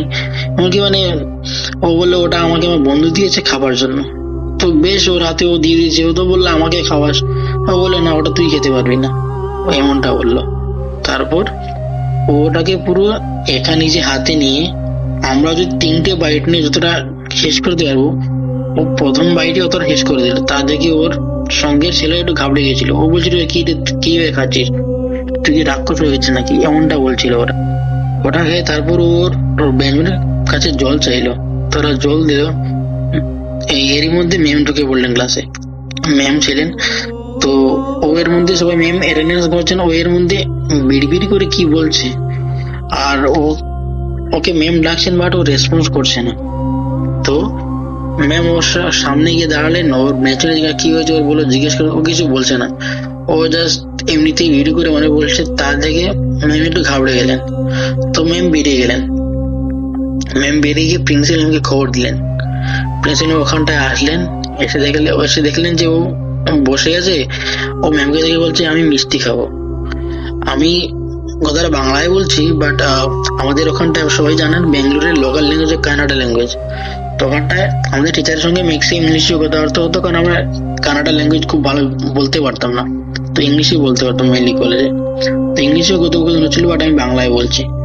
তো কথোপকথনটা এমন হচ্ছিল, ওর বন্ধুরা যেভাবে আমাকে বললো যে ও ম্যামকে দেখে বললো ম্যাম আমি মিষ্টি খাবো, ও মিষ্টি খেতে ইচ্ছে করছে। তারপর ম্যাম নিজের ওখান থেকে 50 টাকা দিয়ে ওর রুমে বেঞ্চম্যানকে পাঠালেন, বলে 4টি মিষ্টি নিয়ে আসো। তো বেঙ্গলুরে সেই ওরকম ভালো মিষ্টি পাওয়া যায় না, সবাই জানেন রসগোল্লা আসলে কিছু পাবেন না তখনটায়, এই যেগুলা পাওয়া যায় যেগুলো নর্মাল সুইট পাওয়া যায় ওগুলো আনলো, ও খেলো, খেয়ে এই বলতো এই জল খেলো, জল খেয়ে ম্যামকে থ্যাংক ইউ বললো। তারপর ও বসে কোরআন তিলাওয়াত শুরু করলো। তো মানে ও ও ছেলেটা ভালো, ও নামাজ পড়তো রোজ, ও এই ঠিকঠাক মতো এই ভালোভাবে পড়াশোনা করতো, সব ঠিকঠাক ছিল ওর। কিন্তু মানে ও এত ভালো যে মানে ওই কোরআন তিলাওয়াত করতে পারে, তা আমাদের কেউ জানা ছিল না ওখানটায়। ছোট থাকলে ভাই জানেন যে সবাইটা জেনে যায় কি কিরকম ছেলে, ব্যবহার কিরকম, কি জানে, তো ওরটা জানা ছিল না। তো তা দেখে ম্যাম একটু ঘাবড়েলেন। তো তারপরই ম্যাম আমাদেরকে খবর দিলেন। তারপর আমরা ওখানটায় গেলাম। তারপর গিয়ে আমরা ওদের সঙ্গে এটা জানতে পারলাম, তারপর ওরা ওই অ্যাপেলটা নিয়ে একটা ডাস্টবিনে ফেলে দিয়েছিল। তো আমরা যতক্ষণে গিয়েছিলাম তার মধ্যে ওর বন্ধুরা ওর সঙ্গে কথা বলছিল, যারা ছিল। মেয়েরা তো তখন ঘাবড়ে একদম শেষ, তো ছেলেরাই কথা বলছিল মেনলি। তো ওর সঙ্গে ও বলছিল ওর বন্ধুদেরকে, তোরা কি যাবি আমার সঙ্গে আমাদের বাড়ি? তো ওর বন্ধুরা বললো, হ্যাঁ এইবার ছুটিতে বাড়িতে গেলে অবশ্যই তোর বাড়িতে যাবো না কেন, বেড়াতে যাবো নিশ্চয়ই। বলে না আমি ওখানটার কথা, আমার বাড়ি বলছি, যাবি তোরা, নিয়ে যাবো তোদেরকে, সন্ধ্যাবেলা আসবি, এরকম বলছিল। তো ওরা বললো কি বলছে, কি মাথা খারাপ হয়েছে না, তাই এটাই ভাবছিল। তারপর ওরা ওকে ক্লাসে সবাই ভয় পাচ্ছিল বলে নিচে নিয়ে গেল। তারপর আমাদেরকে ডাকলো। তারপর আমরা ওখান থেকে ওকে নিয়ে গেলাম। আমাদের ওখান থেকে মসজিদটা হেঁটে গেলে 2 মিনিট, খুবই কাছে ছিল। তো আমরা ওখানটায় গেলাম, দিনটা শুক্রবার ছিল, আগেই বলেছি। তো আমরা ভেবেছিলাম যে ইমাম সাহেবকে পেয়ে যাবো, কিন্তু পাইনি। ওখানটায় গিয়ে দেখি শুধু আমাদের মুয়াজ্জিন সাহেব আছেন। তো যাওয়ার সময় যে ঘটনা, তা আমাকে একটু বলি। ও যাচ্ছিল ভালো, ও বললো যে আমাদেরকে বললো যে সোহেল ভাই দেখো ওরা কি বলছে, আমি কি জানি কি বলছে, ম্যামকে কি বললো আমি জানি না, আমাকে বলছে মসজিদে নিয়ে যেতে, জুম্মার টাইম হয়নি, আমি স্নান করিনি, এখন কেন যাবো, জুম্মা তো 1টা, এখন তো বাজে বেলা 10টা, পরে গেলে তো হতো না। তো আমি ওকে বুঝলাম ঠিক আছে ভাই চল দেখে আসি, মুয়াজ্জিন সাহেব ডেকেছেন তাই যাবো আমার ওখানটায়। তো গিয়ে মশাকি বেরান। তো মুয়াজ্জিন সাহেব দেখে বললেন হয়তো ওর সঙ্গে কিছু খারাপ কিছু লেগেছে বা কিছু হয়েছে ওর। তো উনি শুধু এটা পানি পোড়া দিয়ে দিলেন, বললেন যে জুম্মার টাইমে যখন আসবে ওকে নিয়ে আসবে, তখন এই মাসে থাকবেন, তখন উনি দেখে বলে দেবেন। তো ঠিক আছে, আমরা ওই তো একটা ঘটনা ওখানটায় বলে কি হয়েছে, আমরা বললাম মসজিদে চল, ও রাজি হয়ে গেল, ঠিক আছে। বাট গেটে ঢোকার একটু আগে, মসজিদে ঢোকার আগে ও বেহুশ হয়ে গেল। ওখানটায় মুয়াজ্জিন সাহেব আসলেন, তারপরে আমরা ওকে নিয়ে গিয়ে তারপরে একটু জল খাইয়ে ঠিকঠাক করে, তারপরে উনি জল পোড়া দিলেন ওকে, বেরিয়ে এলাম ওখান থেকে। তারপর যে ঘটনা হচ্ছে, আমি যেহেতু বইতে শুনি, তো সবারই একটু ওই বইতে কৌতূহলটা থাকে, তো সেটা আমারও ছিল। তো আমি কলেজে গিয়ে ওই অ্যাপেলটা কোথায় ফেলেছে ওরা, আমি ওটা দেখতে চাইলাম। তো আমি গিয়ে দেখি অ্যাপেলটা ওরা যে ডাস্টবিনটা ফেলেছে, তো ওখানটায় আরো অন্যান্য বিস্কিট ছিল, তারপরে ওই বেনানা পিল ছিল, ওগুলো সবগুলো ছিল। ওগুলা সবগুলাতে পিঁপড়ে ধরে গেছে, কালো পিঁপড়ে ধরেছে।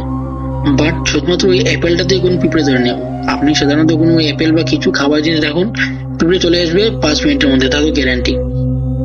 কিন্তু ওখানটা ওই অ্যাপেলটার মধ্যে পিঁপড়ে ছিল না। তো আমি এটা কাগজে মুড়িয়ে ওটা নিয়ে এসেছি।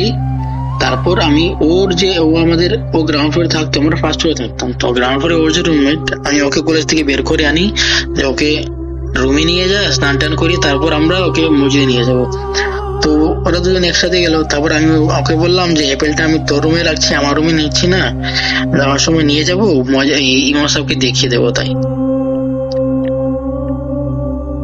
ভাগ্য ভালো, আমি ওই অ্যাপেলটার একটা ভিডিও করে রেখেছি, ওদের রুমে রেখে একটা ভিডিও করেছি আমার বন্ধুদের দেখানোর জন্য। এই আমার রুমমেট যারা ছিল, ক্লাসমেট যারা ছিল, সবাই তো ছিল না, ওদের দেখানোর জন্য ভিডিও করেছিলাম, সেটা আমি আপনাকে সেন্ড করে দেবো।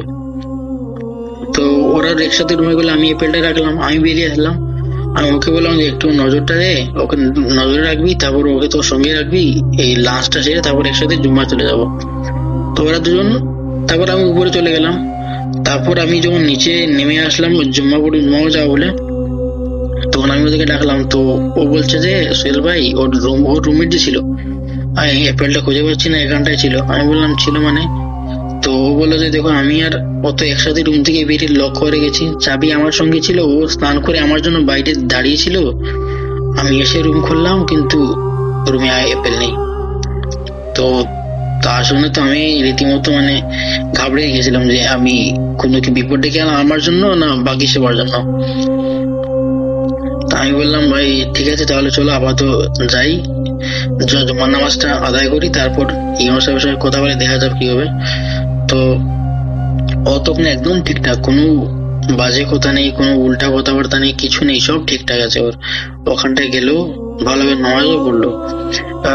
তো তারপর নামাজ পড়ে আমরা একটু টাইম নিয়ে ইমাম সাহেবের সঙ্গে কথা বললাম যে এই ঘটনা এই হচ্ছিল। তো উনি একটু খানিকক্ষণ দেখলেন, ওকে একটু ফটো দিলেন, একটু জল পড়া দিলেন আর একটু তেল পড়া দিলেন, বললেন ওই তেলটা ওকে 3 দিন লাগাতে আর জলটা খেতে।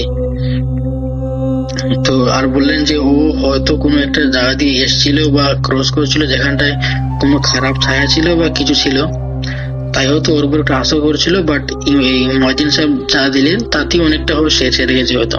তা তো ভাই রাসেল ভাই এই ঘটনাটা তো অতটা ভৌতিক নয় জানি, বাট যখন আমরা ওকে জিজ্ঞেস করলাম যে মানে কিছু হয়েছিল কি এর আগের দিন বা কোথায় গিয়েছিলি, তো তখন ওর তো ঠিক মনে নেই, ও বলছে ওর ঠিক মনে নেই।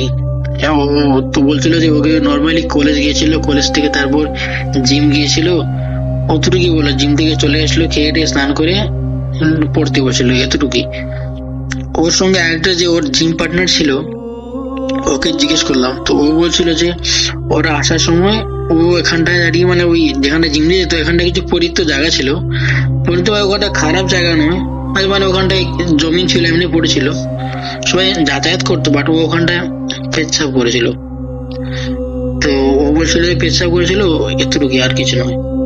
তো আমরা সবাই বললাম যে হ্যাঁ হয়তো ওখানটা কিছু একটা ছিল, ও পেচ্ছাপ করে হয়তো ওটা রেগে গিয়েছে তাই ওর উপর আসর করেছে। তো রাসেল ভাই এই ছিল ঘটনা। এই ঘটনা খুবই ভৌতিক নয় তা আমি জানি, জাস্ট একটা এক্সপিরিয়েন্স আমরা শেয়ার করলাম। অ্যাকচুয়ালি অনেকদিন ধরে শেয়ার করার ইচ্ছা ছিল কিন্তু পারিনি, কারণ হচ্ছে জানেন আমাদের এই নার্সিং স্টাফে তো বর্তমান সিচুয়েশন আমি বুঝতেই পারছেন এই প্যান্ডেমিকে, তো তার জন্যই। আর ইনশাল্লাহ যদি কোনোদিন বাংলাদেশে আসি আপনাদের শোতে আসবো। আর আমার হসপিটাল নিয়ে একটা ঘটনা আছে যেটা আমি আগামীতে কোনো একদিন শেয়ার করবো, তাও যদি টাইম পাই অবশ্যই শেয়ার করবো। ওই ঘটনাটা খুবই ভৌতিক নয়, আমার কোনো ঘটনাই ভৌতিক নয় বলতে পারি, বাচ্চা একটু অস্বাভাবিক। তো রাসেল ভাই ভালো থাকবেন, যদি আমার এই ঘটনা ভালো লাগে তাহলে শেয়ার করবেন, আর সালাম রইল, দোয়া রইল, ভালো থাকবেন, আল্লাহ হাফিজ।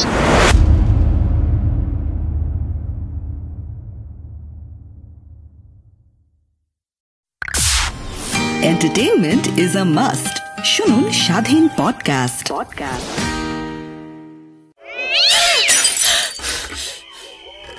আজ আবার শুনতে পাচ্ছেন শব্দটা? ভয়ের আরেক নাম ভূত.com with Russell.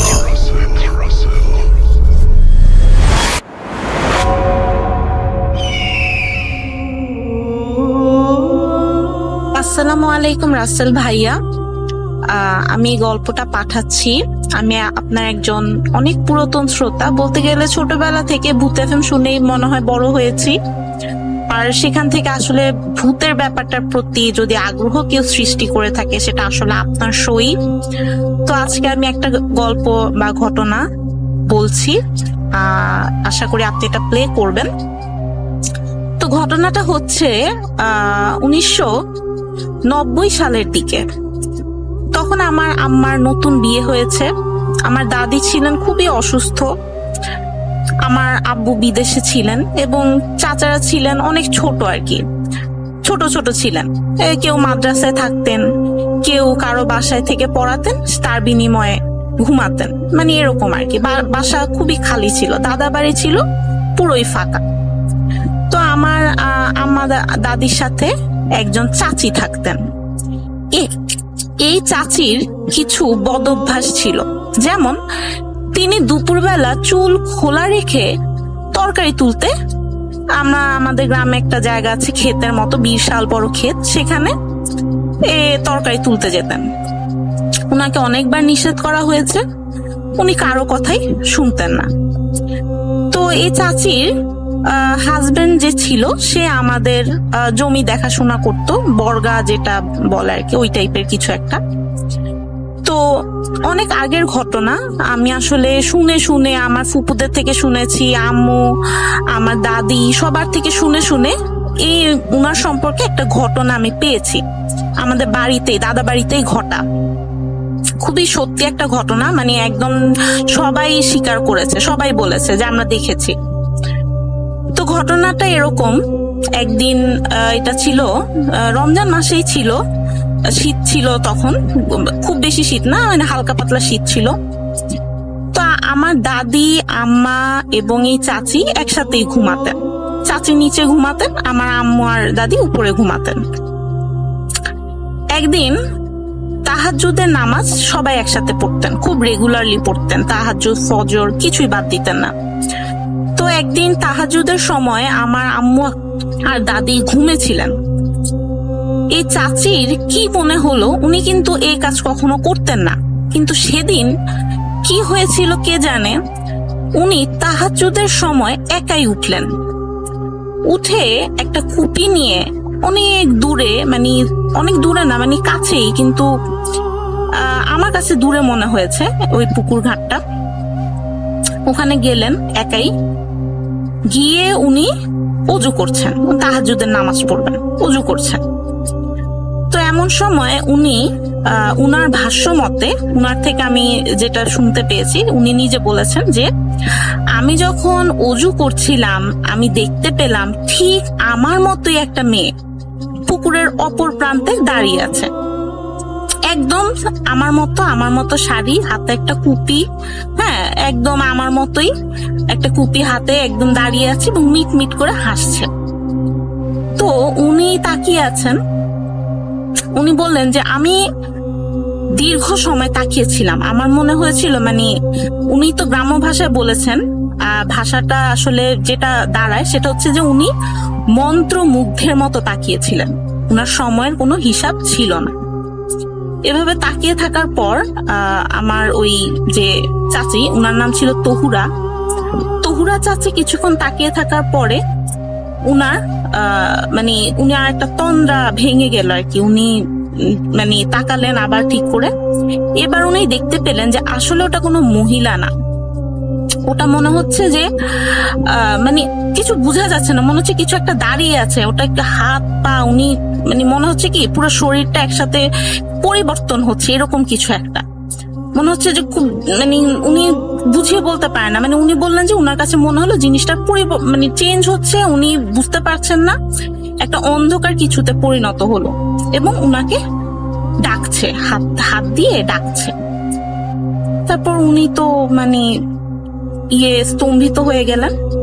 তারপরে উনার কাছে মনে হলো, মানে উনার কথা শুনে যা বুঝলাম, উনার কাছে মনে হলো যে উনি হাওয়ায় ভর করে সেই জিনিসটার দিকে এগিয়ে গেলেন। এরপর উনার কিছুই মনে নেই। আচ্ছা, এবার আমার দাদি আর আমার আম্মা যেটা বলেন যে উনারা তো একটা সময় মানে ঘুম থেকে উঠলেন, উঠে উনারা দেখলেন তহুরা চাচি নেই। উনারা ভাবলাম হয়তো বাইরে গেছে, আচ্ছা যেতেই পারে, হয়তো ওয়াশরুমে গেছে, হ্যাঁ সকালবেলার কোনো কাজকর্মের জন্য গিয়েছে। ওনারা উঠলেন, ওনারা উঠে ওযু করতে যাবেন, এমন সময় এমন একটা হাওয়া বইলো, এমন একটা ঝড় হলো, গাছে গাছে বাড়ি খাচ্ছে। আমার দাদা বাড়ি আমি বলিনি, আমার দাদা বাড়ির পুরো পাশে পুরোটাই জঙ্গল, এখন একটু হলেও কমেছে, কিন্তু আমার আম্মার যখন বিয়ে হয় তখন পুরোই জঙ্গল ছিল, প্রচন্ড ভয়ঙ্কর একটা পরিবেশ ছিল এবং ওযু দোয়া ছাড়া আমার আম্মা ঘর থেকে বেরিয়ে হতেন না। যাই হোক, তো প্রচন্ড ঝড় হচ্ছে, মনে হচ্ছে ঘরের ছাদের উপর ঠাস ঠাস করে মনে হচ্ছে যে তাল পড়ছে না ইট পড়ছে, কিছুই বোঝা যাচ্ছে না, প্রচন্ড শব্দ, এবং মানে আমার দাদি আম্মু ঘর থেকে বেরিয়ে হতে পারলেন না।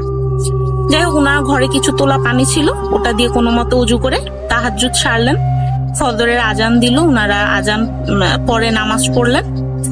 এরপরে মনে হলো কিছুটা শব্দ কমেছে, ঝড় কমেছে। উনারা ধীরে ধীরে ঘর থেকে বের হলেন।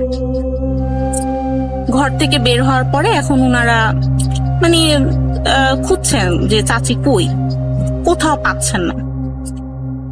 তো এদিক সেদিক ঘুরতে ঘুরতে তো আশেপাশে হঠাৎ একটা রব উঠলো যে পূব পাড়ার গড়ের থেকে প্রচন্ড শব্দ হচ্ছে, ধস্তাধস্তির শব্দ, চিৎকার গুনগানির শব্দ হচ্ছে, মানুষ এগিয়ে গেছে ওখানকার মানুষজন।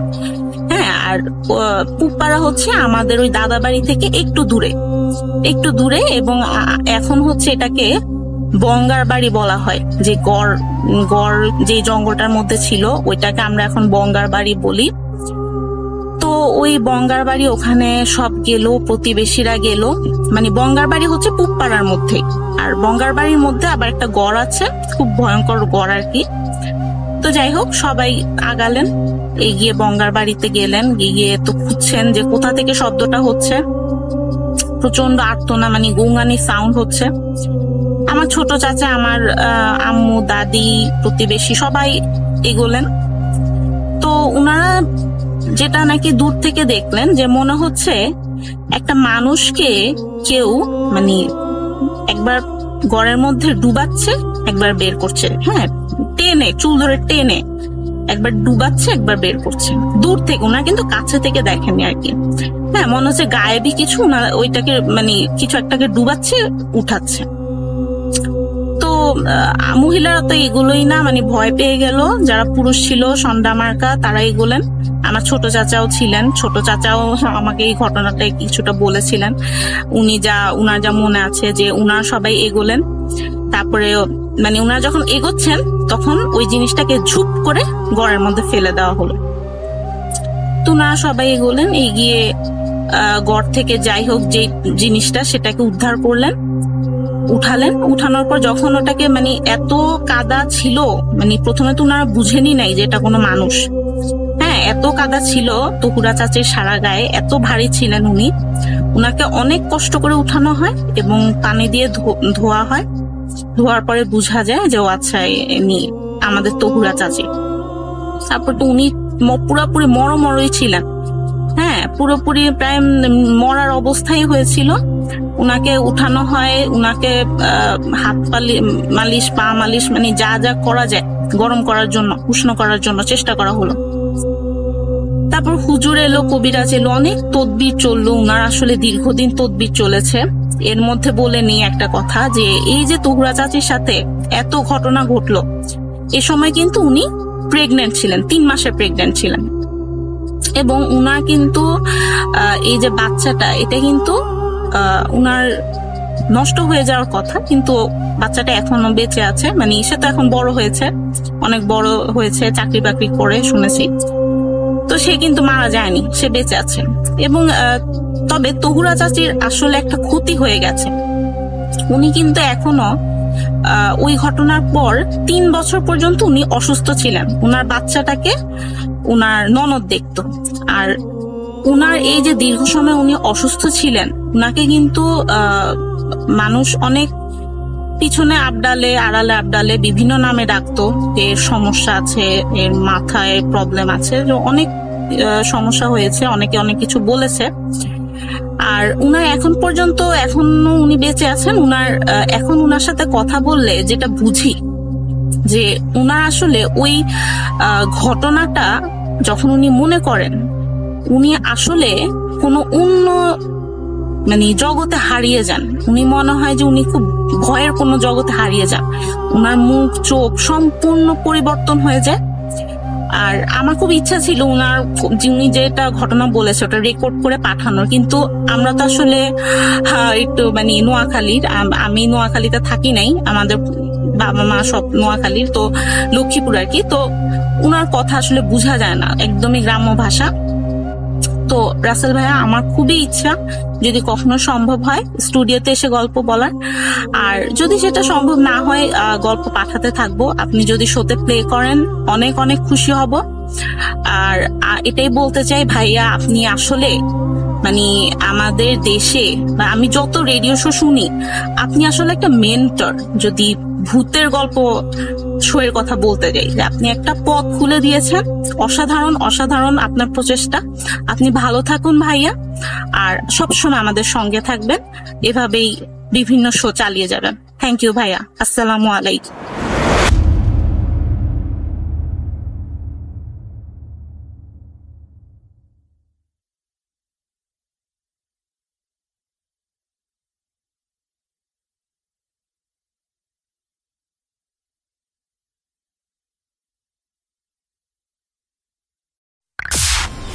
Entertainment is a must.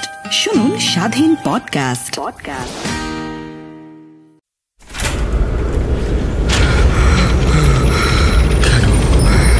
কেন তুমি আসো? আমি শুধু তোমার সাথেই থাকতে চাই। তুমি চলে যাও, চলে যাও, প্লিজ চলে যাও।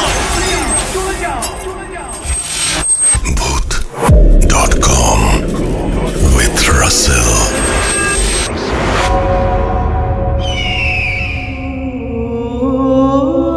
আসসালামু আলাইকুম রাসেল ভাই, আশা করি ভালো আছেন। আপনি সবসময় ভালোর দলে। Bhoot.com এর সকল লিসেনারকে জানাই শুভেচ্ছা। আমার নাম মোহাম্মদ রাকিব হাসান, সাথিয়া থানা, গৌরীগ্রাম। তো আমার সাথে ঘটে যাওয়া একটা ঘটনা আপনাকে আজ শেয়ার করব। ভালো লাগলে আপনি অডিও ক্লিপটা চালু করবেন। তো ঘটনার একটু আগে বর্ণনা দিয়ে নেই। তো আমার ছোটবেলা থেকেই একটা নেশা ছিল, মাছ ধরার নেশা। তো আমি স্কুল পালিয়ে মাছ ধরতে যেতাম। তো মাছ ধরার স্থানটা হলো আমাদের একটা বিল। তো বিলে 10-12টা ডোবা আছে, সেই ডোবা থেকে মাছ ধরা যেত। তো ডোবাগুলো এমনকি স্যালো মেশিন দিয়ে ছেঁচে তারপরে মাছ ধরা যেত, অনেক মাছ পাওয়া যেত। তো আমি আমার ঘটনায় চলে যাচ্ছি। তো আমার বয়স যখন 15 থেকে 16 বছর, তো আমি ওই সময় মানে একদিন মাছ ধরতে যাই। মাছ ধরবার যাওয়ার পরে তো আমি মাছ ধরি, সারাদিন মাছ ধরার পরে অনেক মাছ পাই। তারপরে বাড়ি চলে আসি।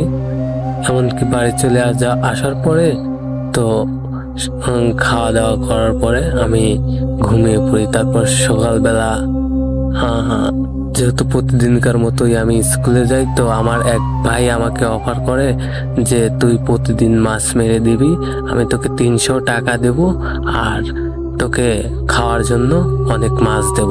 তো আমি বলি ঠিক আছে, আমি তাহলে যাব। তো আমি মাছ ধরার জন্য স্কুল করে তারপরে চলে যাই বিকালের দিক, মানে 12টা 12:30 ওই দিক চলে যাই। যাওয়ার পরে তো আমি সারাদিন মাছ ধরি। মাছ ধরার পরে তো সন্ধ্যার সময় আমি মাছ বাড়িতে নিয়ে আসি। নিয়ে আসার পরে তো আমি যখন আসি, তো আসার সময় আসার পথে তো একটা পাওয়া যায় বাঁশঝাড়। তো বাঁশঝাড় ওইখান থেকে মনে হচ্ছিল অনেক একটা সুগন্ধীয় মাংসর বাসনা, মানে মাংসর গন্ধ পাওয়া যাচ্ছে। তো আমি ভাবি হয়তো ওই বাড়িতে পাশের বাড়িতে কেউ মাংস রান্না করছে, তাই এরকম সেন্ট পাওয়া যাচ্ছে বা এরকম বাসনা আসছে। তো আমি কিছু না ভেবে তো তারপরে বাড়ি চলে আসি। বাড়ি চলে আসার পর প্রতিদিনের মতনই খাওয়া দাওয়া করে ঘুমিয়ে পড়ি। ঘুমিয়ে পড়ার পর তার পরের দিনও মাছ ধরার কথা ছিল। তো আমাকে সেই ভাইয়া বলে কি যে রাকিব, কাল তো পুষ্করণী সেচতে হবে, তো তোকে রাতে এখানে থেকে তারপর মাছ ধরতে হবে। তো আমি বলি ঠিক আছে ভাই, তাহলে রাতে আমি থাকবো, রাতে থেকে তারপর মাছ ধরবো। যেহেতু আমার মাছ ধরার নেশা অনেক ছিল, তাই আমি কিছু না ভেবে মাছ ধরি। মাছ ধরার পরে তো আমরা রাতে 1-1:30 পর্যন্ত মাছ ধরার পরে ঘুমিয়ে পড়ি। ঘুমিয়ে পড়ার পর প্রথম দিন যাক ভালোই ছিল, বেশি একটা কিছু হয়নি। তারপরের দিন আমরা তো ওইভাবেই মাছ ধরি। রাত প্রায় 3টা পর্যন্ত মাছ ধরার পরে মাছ ধরার যে খাসা আছে আর কি, পাশের খাসা, আমাদের এই গ্রামের অঞ্চলে খাসা বলে, তো ওই খাসায় আমরা অনেক বড় বড় মাছ মানে পানিতে জিয়ে ধুই, মানে যাতে মাছটা না মারা যায়। তো জেতার পরে মাছটা ভালো থাকে। তো আমরা যখন ঘুমিয়ে যাই সবাই, তো আমি একটা আওয়াজ শুনতে পাই, খটখট খটখট আওয়াজ, মানে কি যেন ভাঙছে সেরকম আওয়াজ। তো আমি মানে ভাবি যে হয়তো এখানে অনেক মাছ আছে, শিয়াল আসতে পারে। তো আমি ভাবি নাই যে হঠাৎ করে এরকম একটা অলৌকিক ঘটনা ঘটে যাবে আমার সাথে। তো আমি যথারীতি ভাবছি যে হয়তো শিয়াল আসছে, তাই আমি একটু লাইটটা জ্বালিয়ে আবার অফ করে দেই। তো যখন সবাই ঘুমিয়ে পড়ছিল, তখন আমি ঘড়ির দিকে দেখি নাই কয়টা বাজে। তো আমি আবার ঘুমিয়ে পড়ি। ঘুমিয়ে পড়ার পর তারপরে সকালবেলা হয়ে যাওয়ার পরে তারপরে আমরা যে খাঁচায় মাছ রাখছিলাম, একদম বিশ্বাস করেন রাসেল ভাই, তো খাঁচার মুখ যেরকম আমরা বেঁধে রাখছিলাম একদম ওই রকমই আছে, কিন্তু খাঁচার মধ্যে একটাও মাছ নেই। আমরা যত মাছ রাখছিলাম একটাও মাছ নেই, শুধু মাছগুলোর মাথা আছে, শুধু কাটা মাথাগুলো আছে, তাছাড়া আর কিছুই নেই। তো আমরা ভাবি যে হয়তো কেউ এটা শয়তানি করে করছে বা আমাদের সাথে শত্রুতাই করে করছে। তো আমরা কিছু ভাবি না, আমরা যথারীতি মানে এটা নিয়ে আর মাথা ঘামাই না, যেহেতু ওইখানে অনেক অল্প মাছ ছিল, সেই জন্য আমরা কিছু ভাবি না। তো তারপরের দিন আমরা প্রায় রাত 2:30 পর্যন্ত মাছ ধরার পরে ঘুমিয়ে যাই। ঘুমিয়ে যাওয়ার পরে তো আবার রাত্রে একটা শব্দ শুনতে পাই, কর্মর শব্দ। তো আমি ভাবছি যে হয়তো শিয়াল আসছে, সেই জন্য এরকম শব্দ হচ্ছে। তো আমি যথারীতি ঘুমিয়ে যাই। সকালবেলা ঠিক আগের দিন যেরকম দেখছিলাম আজকেও সেই রকম, মানে সকল মাছের মাথা আছে কিন্তু মাছ নাই, খাঁচাটা যেরকম রাখছিলাম ওই রকমই আছে। তো আমি আমার সেই ভাইকে বলি, ভাই আমি তো রাত্রে এরকম শব্দ শুনছিলাম, তো আজকে রাত্রে যদি এরকম শুনতে পাই তাহলে তোমাদের সবাইকে ডাক দেব। আমরা ওইখানে ঘুমাতাম 4 জন মানুষ, মানে একটা বিলের মধ্যে ফাঁকা জায়গায় 4 জন মানুষ থাকতাম, আর একটা লোকও থাকতো না, মানে শুধু আমরা 4 জন ছাড়া ঘুমোতাম, তাছাড়া আর কেউ ঘুমোতো না। তো আমরা ওইখানে তো আবার তারপরের দিন রাত যেহেতু সন্ধ্যার সময় খাওয়া দাওয়া করে আমরা মাছ ধরি। মাছ ধরার পরে আমরা সেদিন প্রায় রাত 1:30 পর্যন্ত মাছ ধরি। তারপর মাছ ধরার পরে তো আমরা যথারীতি ঘুমিয়ে পড়ি। তো আবার রাত্রে এক শব্দ, সেই কর্মর শব্দ। তো আমি আমার সেই ভাইকে ডাক দিই যে ভাই দেখো আবার আজকে এরকম শব্দ হচ্ছে, প্রতিদিনই আমি এই শব্দ শুনতে পাই। তো বলে যে ওঠো, উঠে চলো দেখি কি।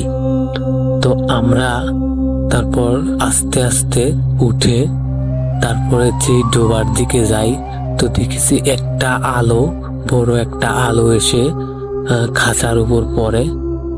খাঁচার উপর পড়ার পরে অটোমেটিকলি মাছগুলো খাঁচার মধ্যে থেকে কোনো মুখ খোলা ছাড়াই বের করে শুধু মাছটুকু ছাড়িয়ে মাথা রেখে খেয়ে ফেলে। মানে বোঝা যায় না, কিন্তু মানে দূর থেকে বোঝা যাচ্ছে যে খাচ্ছে আর কি।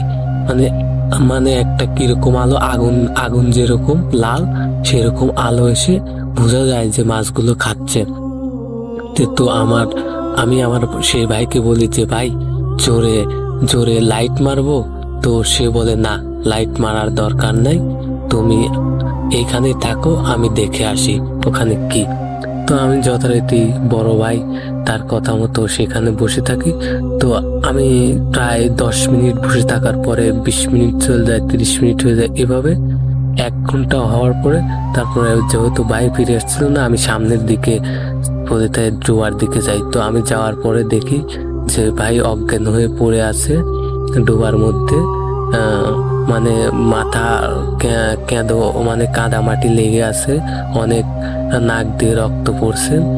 তো আমি তো ভাইকে মানে যে জাগানোর চেষ্টা করি, পারি না।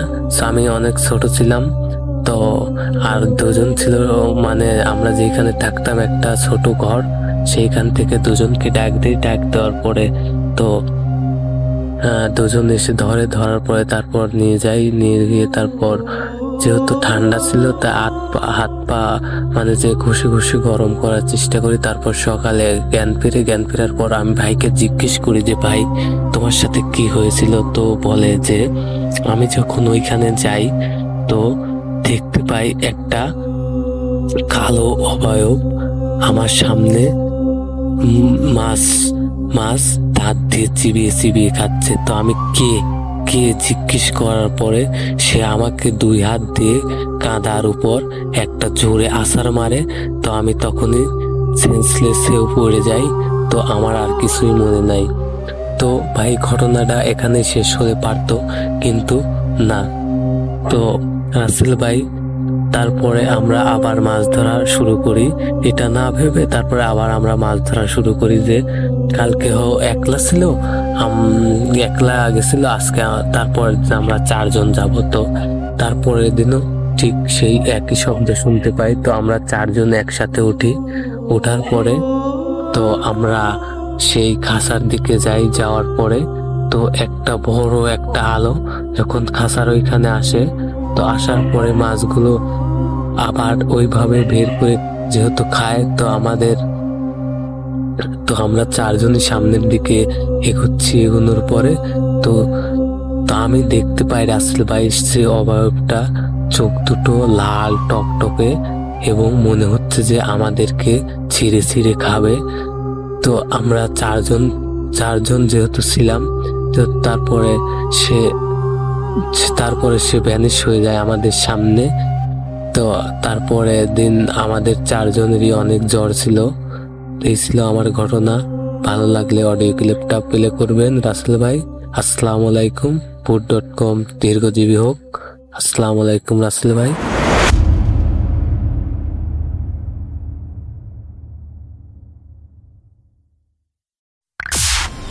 Entertainment is a must. শুনুন স্বাধীন পডকাস্ট।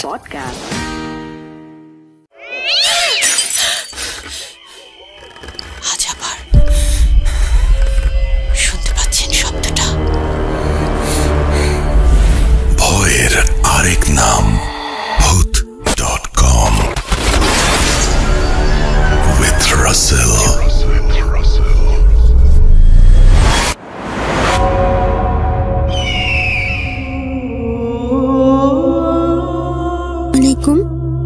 আমি ইসরাত জাহান সাফিয়া, আমি ময়মনসিংহ থেকে বলছি। আজ আমার এবং আমার বোনের জীবনে ঘটে যাওয়া এক ভৌতিক অভিজ্ঞতা শেয়ার করছি। কথা না বাড়িয়ে সরাসরি ঘটনায় চলে যাই। ঘটনাটি ঘটে বছর 2 আগে। আমি অনলাইন থেকে এক জোড়া কানের দুল আর তার সাথে কাঠের তৈরি ছোট্ট আয়না খচিত বক্স কিনি। বক্সটি এত সুন্দর যে আমি আমার যত কানের দুল ছিল আর নতুন যে কানের দুলটি কিনেছি সব ওই বক্সে রেখে দিতাম। আমার ছোট বোন বায়না করলো ওই নতুন কানের দুল জোড়া সে আগে পরবে। আমি মানা করিনি। ও 2-1 দিন পরার পর আমাকে বলে, আপু আমি আর কানের দুলগুলো পরবো না, আমি ব্যথা পাচ্ছি, আমার যন্ত্রণা হচ্ছে, মনে হচ্ছে আমার কানটা ছিঁড়ে যাচ্ছে। আমি ওর কথায় পাত্তা দিলাম না, বললাম যা রেখে দে, ওই বক্সে ঢুকিয়ে রাখ। একদিন আমিও হঠাৎ শখ করে ওই কানের দুল দুটি পরলাম।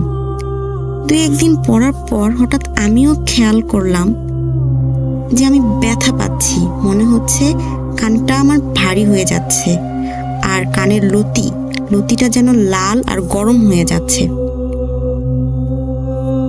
তাই ভাবলাম যে আচ্ছা কানের দুলটা খুলে আবার বক্সে রাখি, তারপর আবার কিছুদিন পরে পরবো।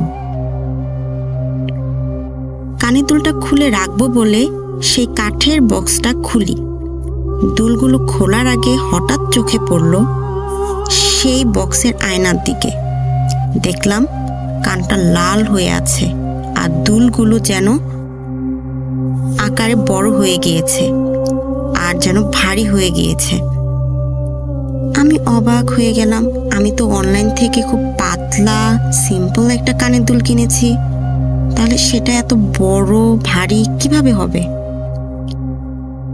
আমি সাথে সাথে আমার ড্রেসিং টেবিলের আয়নাতে চেক করলাম, দেখলাম সব নর্মাল, পাতলা হালকা সেই কানের দুলটা। এবার আমি সন্দেহ দূর করার জন্য আমি আমার ছোট বোনকে ডাকি, বলি তোর কানের ব্যথাটা কি কমেছে? ওইটা আমার দিকে তাকিয়ে বলে, না আপু এখনো কমেনি, আমি প্যারাসিটামল খাচ্ছি। ওকে বললাম, এবার এক কাজ কর, তুই আরেকবার এই কানের দুলটি পর। ও বলল, আচ্ছা ঠিক আছে পড়ছি, তবে খুলে ফেলবো কিন্তু এখনই। আমি ঠিক আছে তুই আগে পর, পড়ার পর এই বক্সের আয়নার দিকে তাকা, তাকে দেখ। ও কিছুক্ষণ পর আমার দিকে বড় বড় করে তাকিয়ে বলে, আপু কানের দুল জোড়া এত বড় আর ভারী দেখাচ্ছে কেন? আমি ওর কথায় কানের দিকে তাকালাম আর একবার সেই আয়নাটির দিকে তাকালাম, দেখলাম সব ঠিক আছে। আমি খালি চোখে আমার কাছে সেটা বড় মনে হচ্ছে না। ওকে বললাম, এবার ড্রেসিং টেবিলের আয়নার দিকে তাকাতো, দেখতো কিছু দেখতে পাস কিনা।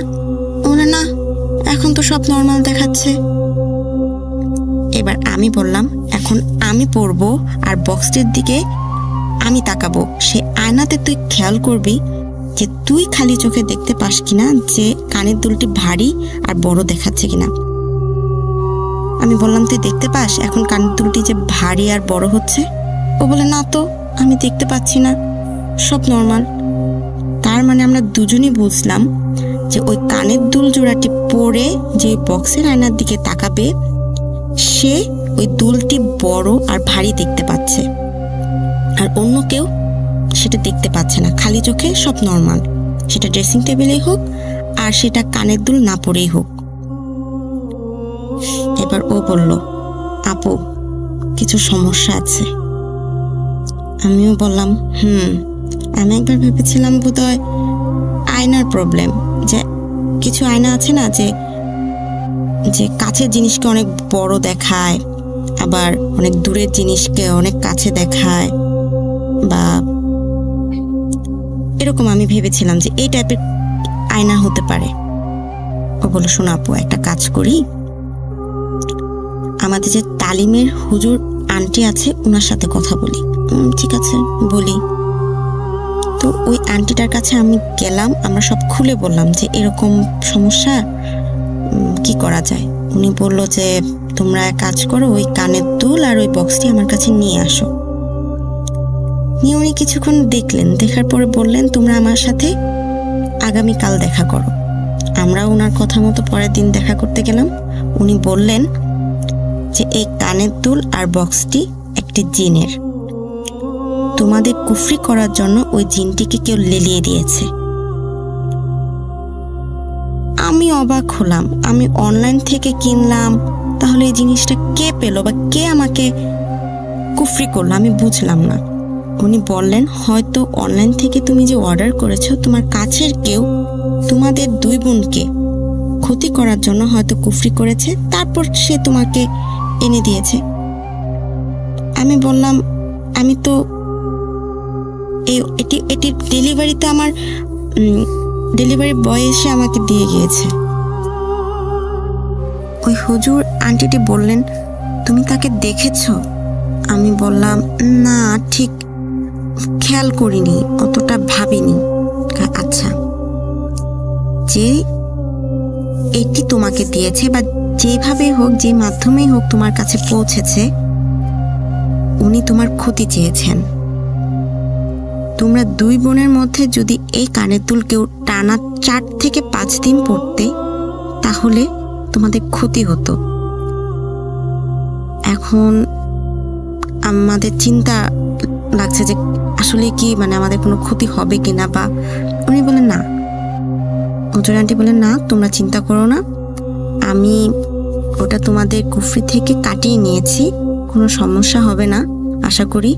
তবে হ্যাঁ, তোমরা সাবধানে থেকো, আমি এখনো সেটা খুঁজে পাইনি কে তোমাদের ক্ষতি করতে চাচ্ছে। এই ছিল আমাদের দুই বোনের ঘটনা। যদি ভালো লাগে তাহলে শেয়ার করবেন। ধন্যবাদ।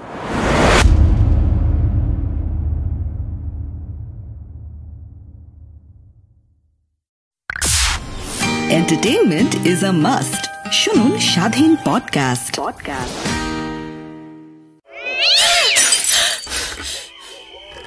আজ আবার শুনতে পাচ্ছেন শব্দটা? ভয়ের আরেক নাম ভূত.com with Russell.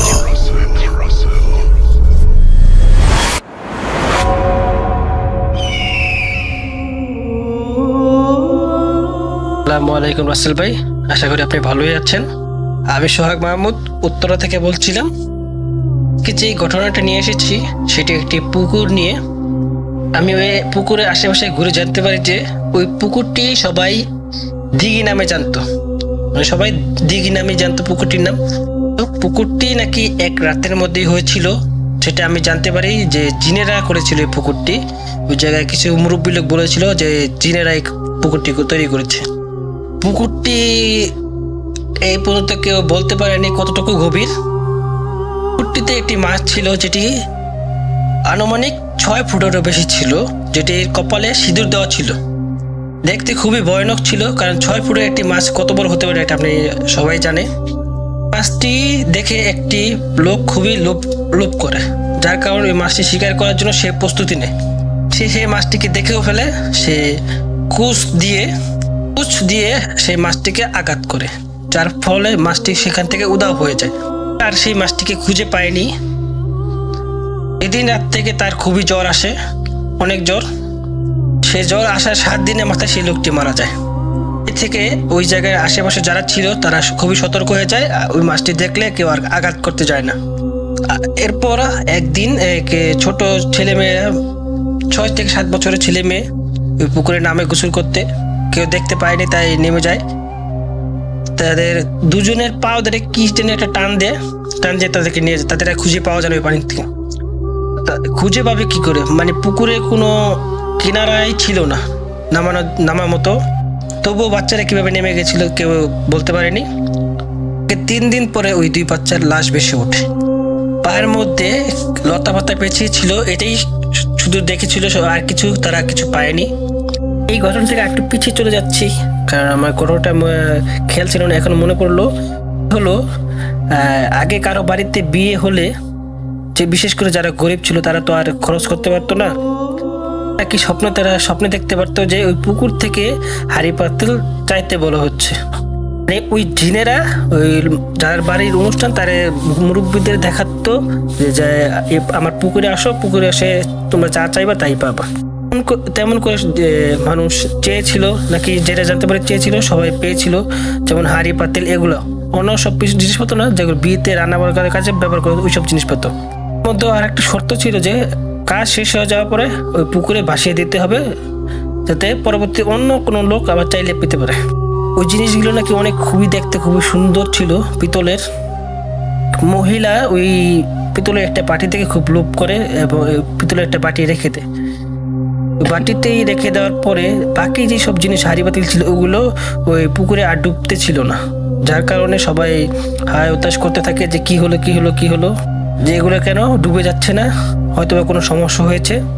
প্রত্যেকদিন নাকি জানা যায় যে ওই পুকুরের আশেপাশে যেগুলো বাড়ি ছিল সবাই নাকি স্বপ্নে দেখেছিল যে একটি জিনিস যেটি পায়নি, যে কারণে বাকি জিনিসগুলো ডুবে যাচ্ছে না। এখন সবাই খোঁজাখুঁজি শুরু করলো যে কি জিনিস বাকি রয়ে গেলো যার কারণে এগুলো ডুবছে না। এই মহিলা ওই ছোট একটা বাটি রেখে দিয়েছিল, ওই মহিলাকে স্বপ্নে বারে দেখানো হচ্ছিল যে আমার জিনিস আমাকে ফেরত দিয়ে দাও, নাহলে তোমার পরিবারের ক্ষতি হবে। হইল নাসির বান্দা উনি আর ওইগুলো ফেরত দেনে। এরপর থেকে ওই মহিলার বাড়িতে একটা পর একটা অঘটন করতে থাকে। প্রথমত তার মেয়ে অসুস্থ হয়ে মারা যায়, তারপর তার স্বামী এক এক করে সবাই মারা যেতে থাকে। তারপর লাস্টে ওই মহিলাটাও মারা যায়, যেটা জানতে পারি ওই সামান্য একটা বাটির জন্য। তারপর ওই বাটিটা পুকুরে ফেরত দেওয়া হয়। এরপর থেকে যে ওই জিনিসপত্রগুলো ডুবে যায়, এরপরে আর কেউ চাইলে পায়নি, এরপরে কোনোদিন আর বেশিও ওঠেনি। হোক 2016 সালে ঘটনা আমি চলে আসছি, যেটি আমার নানার সাথে করেছিল। ওই পুকুরকে নিয়ে আমার নানা ওই পুকুরটি পানি সেচে দেখতে চেয়েছিল যে ওখানে কি আছে বা কি সমস্যা। তার জন্য সে 16টি পাম্প লাগিয়েছিল পুকুরটি সেচার জন্য, কিন্তু সে পারেনি। শেষ পর্যায়ে যখন আটু সমান পানি ছিল, মাঝখানে একটি কুয়া দেখা গেছিল, যেটা অনেকে নলকূপ বলে, যেটা কূপ বলে, এক এক দেশে এক এক রকমের ভাষা, যেটা আমরা যেটা বলি কুয়ো বলি। পুকুরে মাঝখানে একটা কুয়ো দেখা যায়। ওই সব পানি সেচে ফেলেছিল, কিন্তু কুয়োর পানিটা সেচতে পারেনি। যেটা জানতে পাওয়া যায় যে 16 মিনিটে ওই পুকুরটি আবার নতুন করে পুনরায় ভরে যায়, ভরে যায়, এবং ওই 16টি পাম্পই সাথে সাথে নষ্ট হয়ে যায়। তারপর আর কেউ সাহস করেনি ওই পুকুরটি সেচের জন্য। এই ছিল আমার ঘটনা রাসেল ভাই। আশা করি ঘটনাটা ভালো লাগবে, আর শেয়ার করার জন্য খুবই অনুরোধ করলাম। আমার এটা প্রথম ঘটনা, শেয়ার করলে আমি আরো ঘটনা আছে পাঠাবো।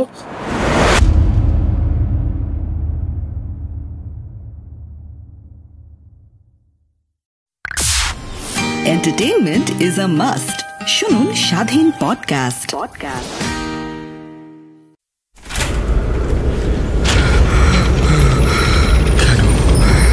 কেন তুমি আসো? আমি শুধু তোমার সাথেই থাকতে চাই। তুমি চলে যাও, চলে যাও, প্লিজ চলে যাও। Bhoot.com with Russell. যেভাবে লেখা আছে আমি সেভাবেই পড়ছি। প্রিয় রাসেল ভাই, আসসালামু আলাইকুম। জিজ্ঞেস করলাম না আপনি কেমন আছেন, কারণ আমি জানি সবসময় আপনি ভালোর দলে থাকেন। আমি ভূত এফএমের একজন সাবেক নিয়মিত শ্রোতা, বর্তমান ভূত.com-এর নিয়মিত শ্রোতা। ভূত এফএমের ভূত.com-এর প্রত্যেক এপিসোড আমি শুনেছি। আমি প্রায়ই সুযোগ পেলে ঘটনা সংগ্রহের চেষ্টা করি। ঘটনা সংগ্রহ করা আমার একটা নেশায় পরিণত হয়েছে। ইতোপূর্বে 3টা ঘটনা পাঠিয়েছি ভূত.com-এ। দুঃখজনক হলেও সত্য, কোনোটাই সিলেক্ট হয়নি। হয়তো গুছিয়ে লিখতে পারিনি, অথবা ভয়ের তেমন কিছু ছিল না। হয়তো ভূত.com কর্তৃপক্ষ বিশ্বাস করেনি। কি কারণে সিলেক্টেড হয়নি সেটা জবাব আমি চাচ্ছি না। সিলেক্টেড করা না করা রাসেল ভাইয়ের ব্যাপার। আমার কাজ ঘটনা সংগ্রহ এবং তা ভূত.com-এ পাঠানো। চলতি বছরে ফেব্রুয়ারিতে পেশাগত দায়িত্ব পালনের উদ্দেশ্যে নীলফামারী ভ্রমণ করি। সেখানে রুদ্র নামে এক ভাইয়ের সাথে পরিচয় হয়। মূলত তার কাছ থেকে এই ঘটনাটা কালেক্ট করি। এই ঘটনাটা যদি সিলেক্টেড হয় তাহলে আপনি নিজেই পড়ে শোনাবেন, আর যদি সিলেক্টেড না হয় তবে মনে কোনো কষ্ট থাকবে না। আর কথা না বাড়িয়ে ঘটনায় গেলাম। ঘটনাটা 2003 সালের মাঝামাঝি নীলফামারী জেলার চরের হাট নামক একটি জায়গায় ঘটে। যার সাথে ঘটনাটা ঘটে তার নাম ছিল রুদ্র। রুদ্র ভাই আমাকে যেভাবে ঘটনা বলেছেন ঠিক সেভাবে আমি গুছিয়ে লেখার চেষ্টা করছি। ভুল হলে ক্ষমা করবেন।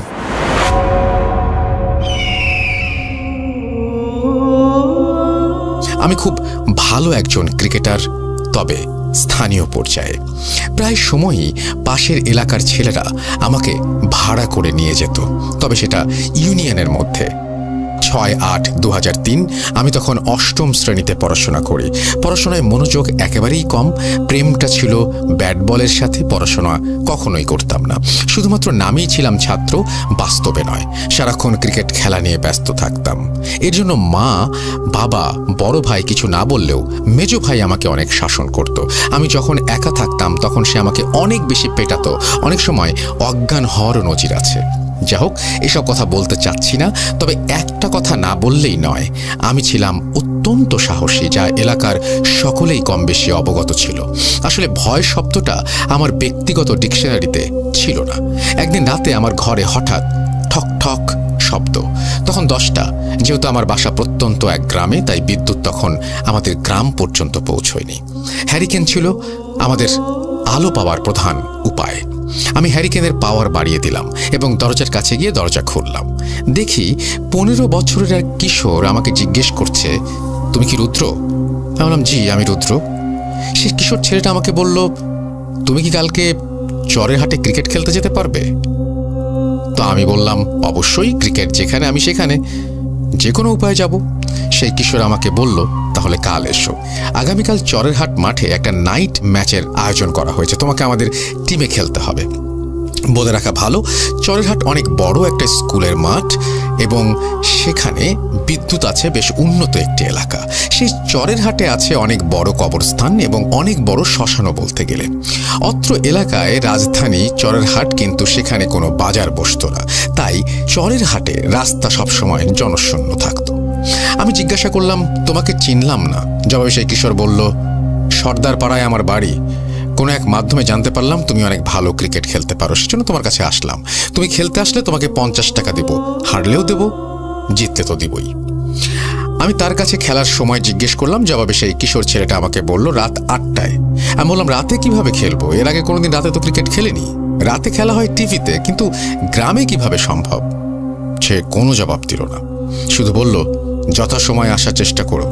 যাই হোক, পরের দিন সন্ধ্যায় আমি একটা সাইকেলে করে চরের হাটের দিকে যাত্রা করি। প্রায় 3 কিলোমিটার রাস্তা আমি আমার মতো গুনগুন করে গান গাইতে গাইতে সাইকেল চালাচ্ছিলাম।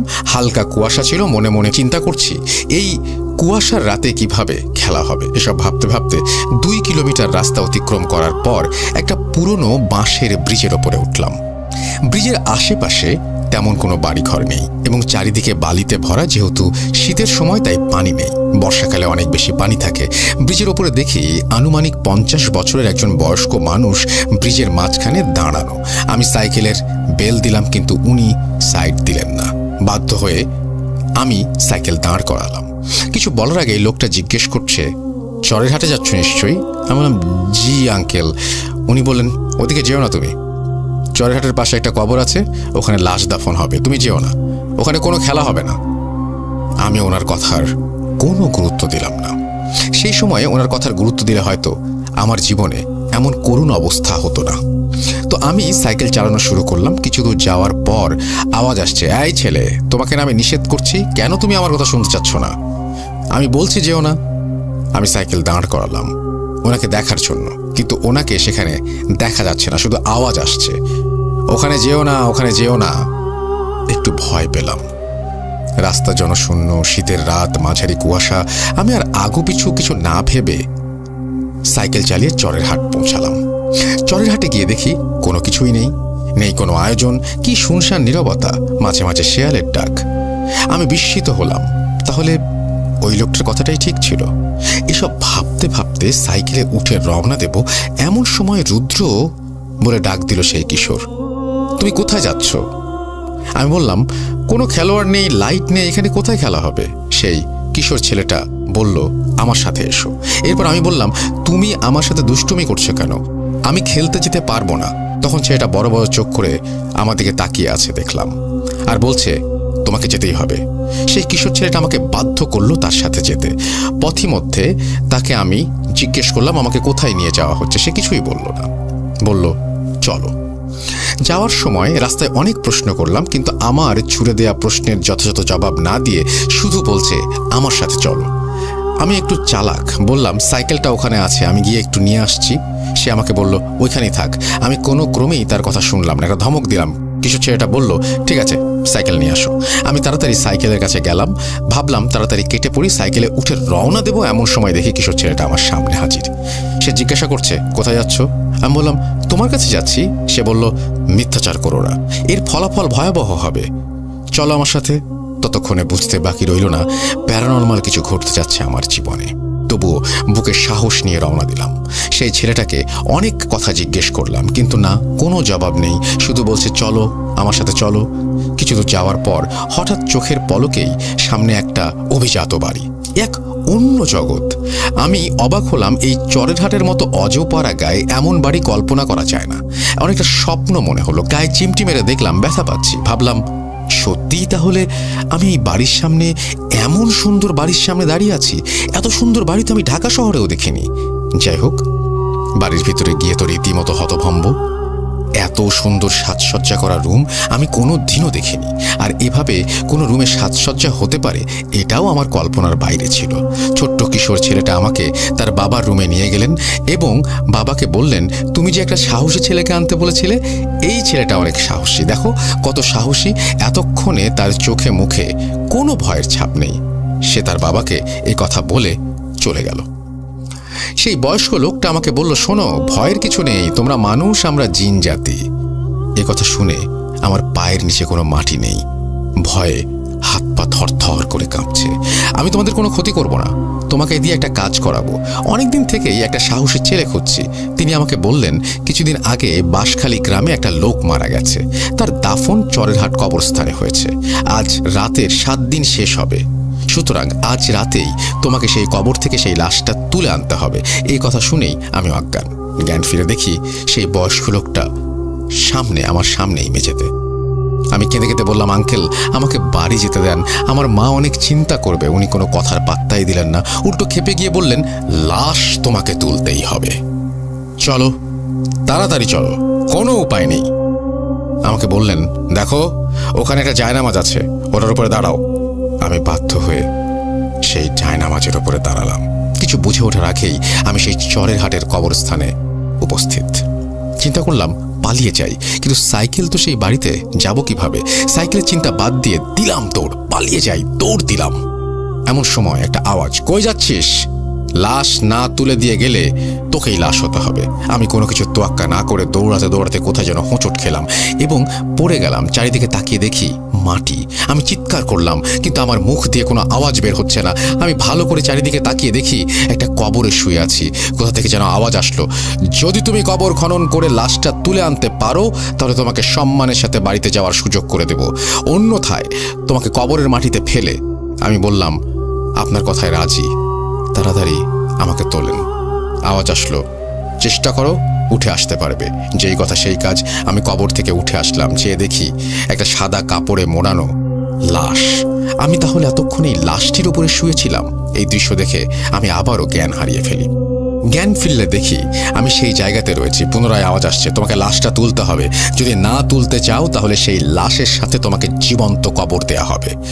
আমি বললাম, আমাকে কি করতে হবে বলে দেন। দেখি হঠাৎ 5টা সাদা পাঞ্জাবি পরিহিত লম্বা মানুষ আমার কাছে এসে দাঁড়ালো। ওনারা বলল, আমরা যেভাবে বলবো সেভাবে কাজ করো। আমার হাতে একটা কোদাল দিয়ে বলল, এই জায়গাটা খনন করো। আমি তাদের কথা মতো খনন করছি। যদিও বা এই দুনিয়াতে আমি নেই, আমি ভাবছিলাম, তারপরও বাধ্য হয়ে খনন করছি। কবর খনন শেষ করে সেই লোকগুলি আমাকে বললেন, কবরে নেমে পড়ো, এরপর কোমরের দিকে ধরে লাশটি কাঁধে নাও। আমি বললাম, একা পারবো না। জবাবে তারা বলল, না পারলে সেই লাশের ওপর শুয়ে পড়ো। আমি বললাম, আপনারা 5টা মানুষ দাঁড়িয়ে দেখছেন। জবাবে ওনারা বলল, এই ছেলে, আমরা মানুষ হলে তোমাকে প্রয়োজন পড়তো না, যা বলছি তাড়াতাড়ি করো। কি আর করার। তাদের কথা মতো লাশের কোমর ধরে কাঁধে তুলে সেই মুহূর্তে লাশ থেকে অনেক সুন্দর ঘ্রাণ বের হচ্ছে এবং আমার কাছে মনে হচ্ছে সদ্য দাফন করা হয়তো কোনো লাশ, অথচ লাশটি 7 দিন আগে দাফন করা হয়েছে। যাই হোক, লাশটি কাঁধে নিয়ে উপরে উঠতেই দেখি লাশের কফিন নিয়ে কয়েকজন দাঁড়িয়ে আছেন এবং তারা বললেন, এই কফিনের উপর লাশটি রেখে দাও। আমি তাদের কথা মতো কাজ করলাম। এরপর দেখি অনেক সাদা পাঞ্জাবি এবং টুপি পরিহিত অনেকগুলো মানুষ সারিবদ্ধ হয়ে দাঁড়িয়ে আছে নামাজের কাতারের মতো করে। 4 জন মানুষ লাশের কফিন কাঁধে নিয়ে অন্য এক জায়গায় নিয়ে জানাজা পড়ানোর জন্য রেখে দিল। জানাজা শুরুর সময় অনেকেই বক্তব্য দিলেন, কিন্তু সেটা আরবি ভাষায়, এজন্য আমি কিছু বুঝতে পারলাম না। বক্তব্য শেষে জানাজা ইমামতি করলো সেই ছেলের বাবা। এই মুহূর্তে আমার কোনো ভয় ছিল না, কারণ চারিদিকে অনেক মানুষ, যদিও বা তারা সকলেই জিন, তবু আল্লাহ হয়তো ওনার গায়েবী মদত দিয়ে আমার ভয় কাটিয়ে দিয়েছেন। জানাজা শেষ হলে পুনরায় আমাকে লাশটা কবরে রাখতে বললেন। আমি কষ্ট করে লাশটা কবরে রেখে দিলাম। কোনো সাহায্য করল না কেউ। এর মধ্যে একজন বলল, বাবা, আমাদের ক্ষমতা নেই মানব জাতির কোনো মৃত ব্যক্তির গায়ে হাত দেওয়ার। আমি একাই লাশটি কবরে রেখে দিলাম। আমার চারপাশে অসংখ্য মানুষ দোয়া কালাম পড়ছে, কিন্তু তাদের হাত দিয়ে কোনো কাজ করছে না। তবে সেই মুহূর্তের কথা ভাবলে মনে হয় কোনো এক অদৃশ্য শক্তি আমাকে সাহায্য করেছে। না হলে সেই একাই একটা লাশ কবর থেকে তুলে পুনরায় সেটা কবরে স্থাপন করা আমার পক্ষে সম্ভব ছিল না। যে কাজ 5-6 জন মানুষ মিলে করে, সেটা কিভাবে একাই সম্পন্ন করলাম আমি জানি না। এই একাই মাটি চাপা দিয়ে দাফন সম্পন্ন করলাম। লাশ দাফন শেষে আমি আমার আশেপাশে যে সকল মানুষ ছিল, মুহূর্তে তারা লাপাত্তা, একটা মানুষও নেই আমার আশেপাশে। সেই মুহূর্ত থেকে আমার অনেক ভয় হচ্ছিল। ভয় আর ভয়, সেই সন্ধ্যা থেকে ভয়ই শুরু হয়েছে। ভয় পেয়ে কি লাভ, বেঁচে আছি এটাই বড় কথা। যেই কথা সেই কাজ, গায়েবী আওয়াজ, একটু সামনে যাও, তোমার সাইকেল আছে, সেটা নিয়ে বাড়িতে চলে যাও। এরপর এই ভালো কাজের প্রতিদান আল্লাহ তোমাকে দেবেন কোনো একদিন। এই কথাগুলো বলার পর আর কোনো আওয়াজ আসলো না। যাই হোক, একটু সামনে গিয়ে দেখি আমার সাইকেল একটা গাছের সাথে হেলান দিয়ে রাখা। আমি সাইকেল সামনে নিয়ে গেলাম এবং পুষে পড়লাম সাইকেলটাতে। বাড়ি যাওয়ার চিন্তা করলাম। এমন সময় পুনরায় একটা আওয়াজ আসলো, আজ রাতে তোমার সাথে যা ঘটলো কারো কাছে বলবে না, যদি কেউ জানতে পারে তুমি ক্ষতিগ্রস্ত হবে। আমি কিছুক্ষণ অপেক্ষা করলাম, কোনো আওয়াজ না আসায় আমি রওনা দিলাম। বিপদ যেন পিছু ছাড়ছে না। ঘটনা এখানেই শেষ হতে পারত, কিন্তু সেই ব্রিজের কাছে যাওয়ার পরে সেই বয়স্ক লোকটা আমার সামনে এসে দাঁড়ায়, যিনি চরের হাটে যেতে আমাকে নিষেধ করেছিলেন। উল্টো দিকে দাঁড়িয়ে আমাকে বলছেন, তোমাকে নিষেধ করা সত্ত্বেও তুমি চরের হাট কেন গিয়েছো? আমি বললাম, ভুল হয়েছে, বুঝতে পারিনি। উনি আমাকে বললেন, তোমার কোনো ক্ষমা নেই, আজ তোমার শেষ রাত। একথা বলেই মুহূর্তে তার আকৃতি পরিবর্তন করে সেই মুহূর্তে সেই বয়স্ক লোকটা মাথা ছিল না এবং চোখ দুটো বুকের ওপর এবং হাত ছিল একটা পা। এটা দিয়ে সে বিকট চিৎকার করে আমার দিকে তেড়ে আসছে এবং বলছে, এটাই তোর শেষ রাত, মৃত্যুর জন্য প্রস্তুত হরে মানব সন্তান। এই কথাগুলো যে কি পরিমাণ ভয়াবহ ছিল তা আমি ছাড়া উপলব্ধি করার ক্ষমতা আর অন্য কারণেই। সেই ভয়ানক কথা এবং দৃশ্য দেখে আমি অজ্ঞান হয়ে যাই এবং সেই সাথে আমার জীবনের কালো রাতের সমাপ্তি ঘটে। পরের দিন আমি আমাকে বিছানায় আবিষ্কার করি। দেখি আমার কাছে আমার মা বাবা বসে আছে এবং বাড়িতে অনেক মানুষ, অনেক দূর থেকে বড় বড় কবিরাজগণ এসেছেন। তারা আমার জ্ঞান ফেরার অপেক্ষায় আছেন। আমার বাবাকে এবং আমার মাকে কবিরাজগণ বলেছিলেন তার জ্ঞান ফেরার পর কোনো কিছু জিজ্ঞেস না করতে। যাই হোক, যেই কথা সেই কাজ। মা বাবা আমাকে কোনো কিছু জিজ্ঞেস না করে সরাসরি কবিরাজদের জ্ঞান ফেরার বিষয়টি জানলেন। 4 জন কবিরাজ আমার কাছে এসে জিজ্ঞেস করলো আমি ব্রিজের ওপর কিভাবে গেলাম। আমি কবিরাজগণকে সবকিছু খুলে বললাম। তারা একথা শুনে হতভম্ব হয়ে গেল। আমি বললাম, এসব কাজ কিভাবে করতে সক্ষম হলাম? মাত্র 14 বছরের একটা কিশোরকে এত কিছু কিভাবে সম্ভব হলো? যাই হোক, তখন কবিরাজগণ একটা ঘটনার কারণ উদ্ঘাটন করার সিদ্ধান্ত গ্রহণ করলেন। তুলারাশির কাউকে নিয়ে আসতে বললেন। অনেক খোঁজাখুঁজির পর একটা 25 বছরের যুবকের সন্ধান পাওয়া গেল। তার ওপরেই কবিরাজগণ জিন ভর করানোর সিদ্ধান্ত গ্রহণ করলেন এবং অনেক মন্ত্র পাঠ করে সেই যুবকের গায়ে জিন ভর করালেন। কবিরাজগণ যখন নিশ্চিত হলেন তিনি জিন হাজির করতে পেরেছেন, সেই জিনের কাছে জানতে চাইলেন এই ছেলের সাথে কেন এসব ঘটনা ঘটলো। প্রথমে কিছু বলতে চাচ্ছিল না। কবিরাজগণ জানতে চাইলেন, তুমি কেন বলতে চাচ্ছ না? জবাবে জিনটি বলল, তারা অনেক শক্তিশালী, আমি যদি বলে দেই তাহলে আমার ক্ষতি হবে। ঠিক তখনই কবিরাজের কাছে থাকা মোটা লাঠি দিয়ে বেধড়ক তাকে পেটানো শুরু করলো এবং বোতলে ভরে রাখার হুমকি দিলে তখন সেই জিন সব বলতে রাজি হয়। সেই জিন বললেন, 7 দিন আগে বাঁশখালী নামক একটা এলাকায় একজন লোক মৃত্যুবরণ করেছিলেন। সে ছিল খুব পরহেজগার এবং ভালো মানুষ, আর ওনার জানাজায় ইমাম সাহেব ভুল করেছিলেন বিধায় জিনরা সিদ্ধান্ত নেয় আবার জানাজা পড়ানোর। কিন্তু একটা বিপত্তি, জিনেরা কখনো কবর থেকে লাশ তুলতে পারে না। তাই একজন সাহসী মানুষ খুঁজছিল।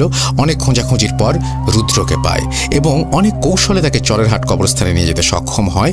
তবে যারা রুদ্রকে ব্যবহার করেছে তারা রুদ্রর কোনো ক্ষতি করেনি।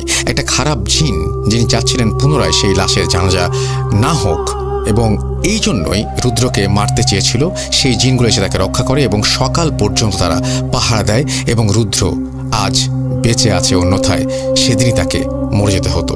ওদের কারণেই বেঁচে আছে। যাই হোক, এরপর কবিরাজগণ সেই যুবকের শরীর থেকে জিন নামিয়ে নেয়। পরবর্তী সময়ে আমাকে কিছু তাবিজ দেয় এবং আস্তে আস্তে আমি স্বাভাবিক হই। সম্মানিত লিসেনার্স, ঘটনাটা আমার সাথে ঘটেনি, রুদ্র নামক এক ব্যক্তির সাথে ঘটে যাওয়া ঘটনা। তিনি আমাকে যেভাবে বলেছেন আমি সেইভাবে টাইপ করেছি এবং আমার মন গড়া কোনো ঘটনা বা কথা এখানে নেই, আমি সংযোজন করিনি। আপনারা সকলেই রুদ্র ভাইয়ের জন্য দোয়া করবেন, আল্লাহ তাকে যেন এই ত্যাগের পুরস্কার দান করেন। মোহাম্মদ হাসান, স্থান প্রকাশে অনিচ্ছুক। এই ছিল ঘটনা। আশা করছি আপনাদের ভালো লেগেছে। এরকম ঘটনা আমি জানি আপনাদের কাছে আরও আছে। যদি থাকে তাহলে আমাদের পাঠিয়ে দিন। আমাদের ইমেল অ্যাড্রেস হচ্ছে russell.booth.com@gmail.com। আর এইরকম ঘটনা আসলে আমরা বেশি বেশি করে চাই। দেখুন, এইরকম ঘটনা আমার কাছেও খুব নতুন। এই টাইপের ঘটনা কিন্তু আমরা সচরাচর পাই না। এই টাইপের ঘটনা পাই না এই কারণেই যে এরকম ধরনের ঘটনা কোথায় পাবো যেখানে জিনরা একজন মানুষকে দিয়ে কবর থেকে লাশ তুলতে বলে। এটা তো ব্ল্যাক ম্যাজিশিয়ানদের ক্ষেত্রে শুনেছি, কিন্তু এইটা একটু অভিনব একটা ব্যাপার। সো আমার কাছে খুব ভালো লেগেছে। আশা করছি আপনাদের কাছেও ভালো লেগেছে। যদি ভালো লাগে অবশ্যই জানাবেন, যদি খারাপ লাগে সেটাও জানাবেন। এবং এই ঘটনাটি যিনি পাঠিয়েছেন আমি তাকে ধন্যবাদ জানাচ্ছি এবং আশা করছি যে তিনি আরও ঘটনা পাঠাবেন ভবিষ্যতে। And thank you very much আপনাদের সবাইকে ধৈর্য নিয়ে এই বড় ঘটনাটি, এই লম্বা ঘটনাটি শোনার জন্য। আশা করছি কিছুটা হলেও আপনাদের মনে আনন্দ দিতে পেরেছি। কোনো কথা আর হবে না, আমরা চলে যাব আমাদের পরবর্তী ঘটনায়, অর্থাৎ আমাদের নেক্সট স্টোরিতে।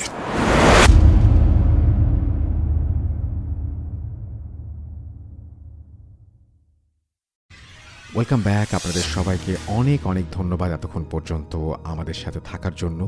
অনেক অনেক শুভকামনা রইল। সব সময় এই ইউটিউব চ্যানেলটি সম্পর্কে আপডেট পেতে আমাদের ইউটিউব চ্যানেলটিকে সাবস্ক্রাইব করুন। আশা করছি আমরা একসাথে অনেকটা পথ হাঁটব। আজকের মতো এখানে বিদায় নিচ্ছি। সবাই ভালো থাকুন, সুস্থ থাকুন, মোস্ট ইম্পর্টেন্টলি ভূত.com-এর সাথে থাকুন। আল্লাহ হাফেজ।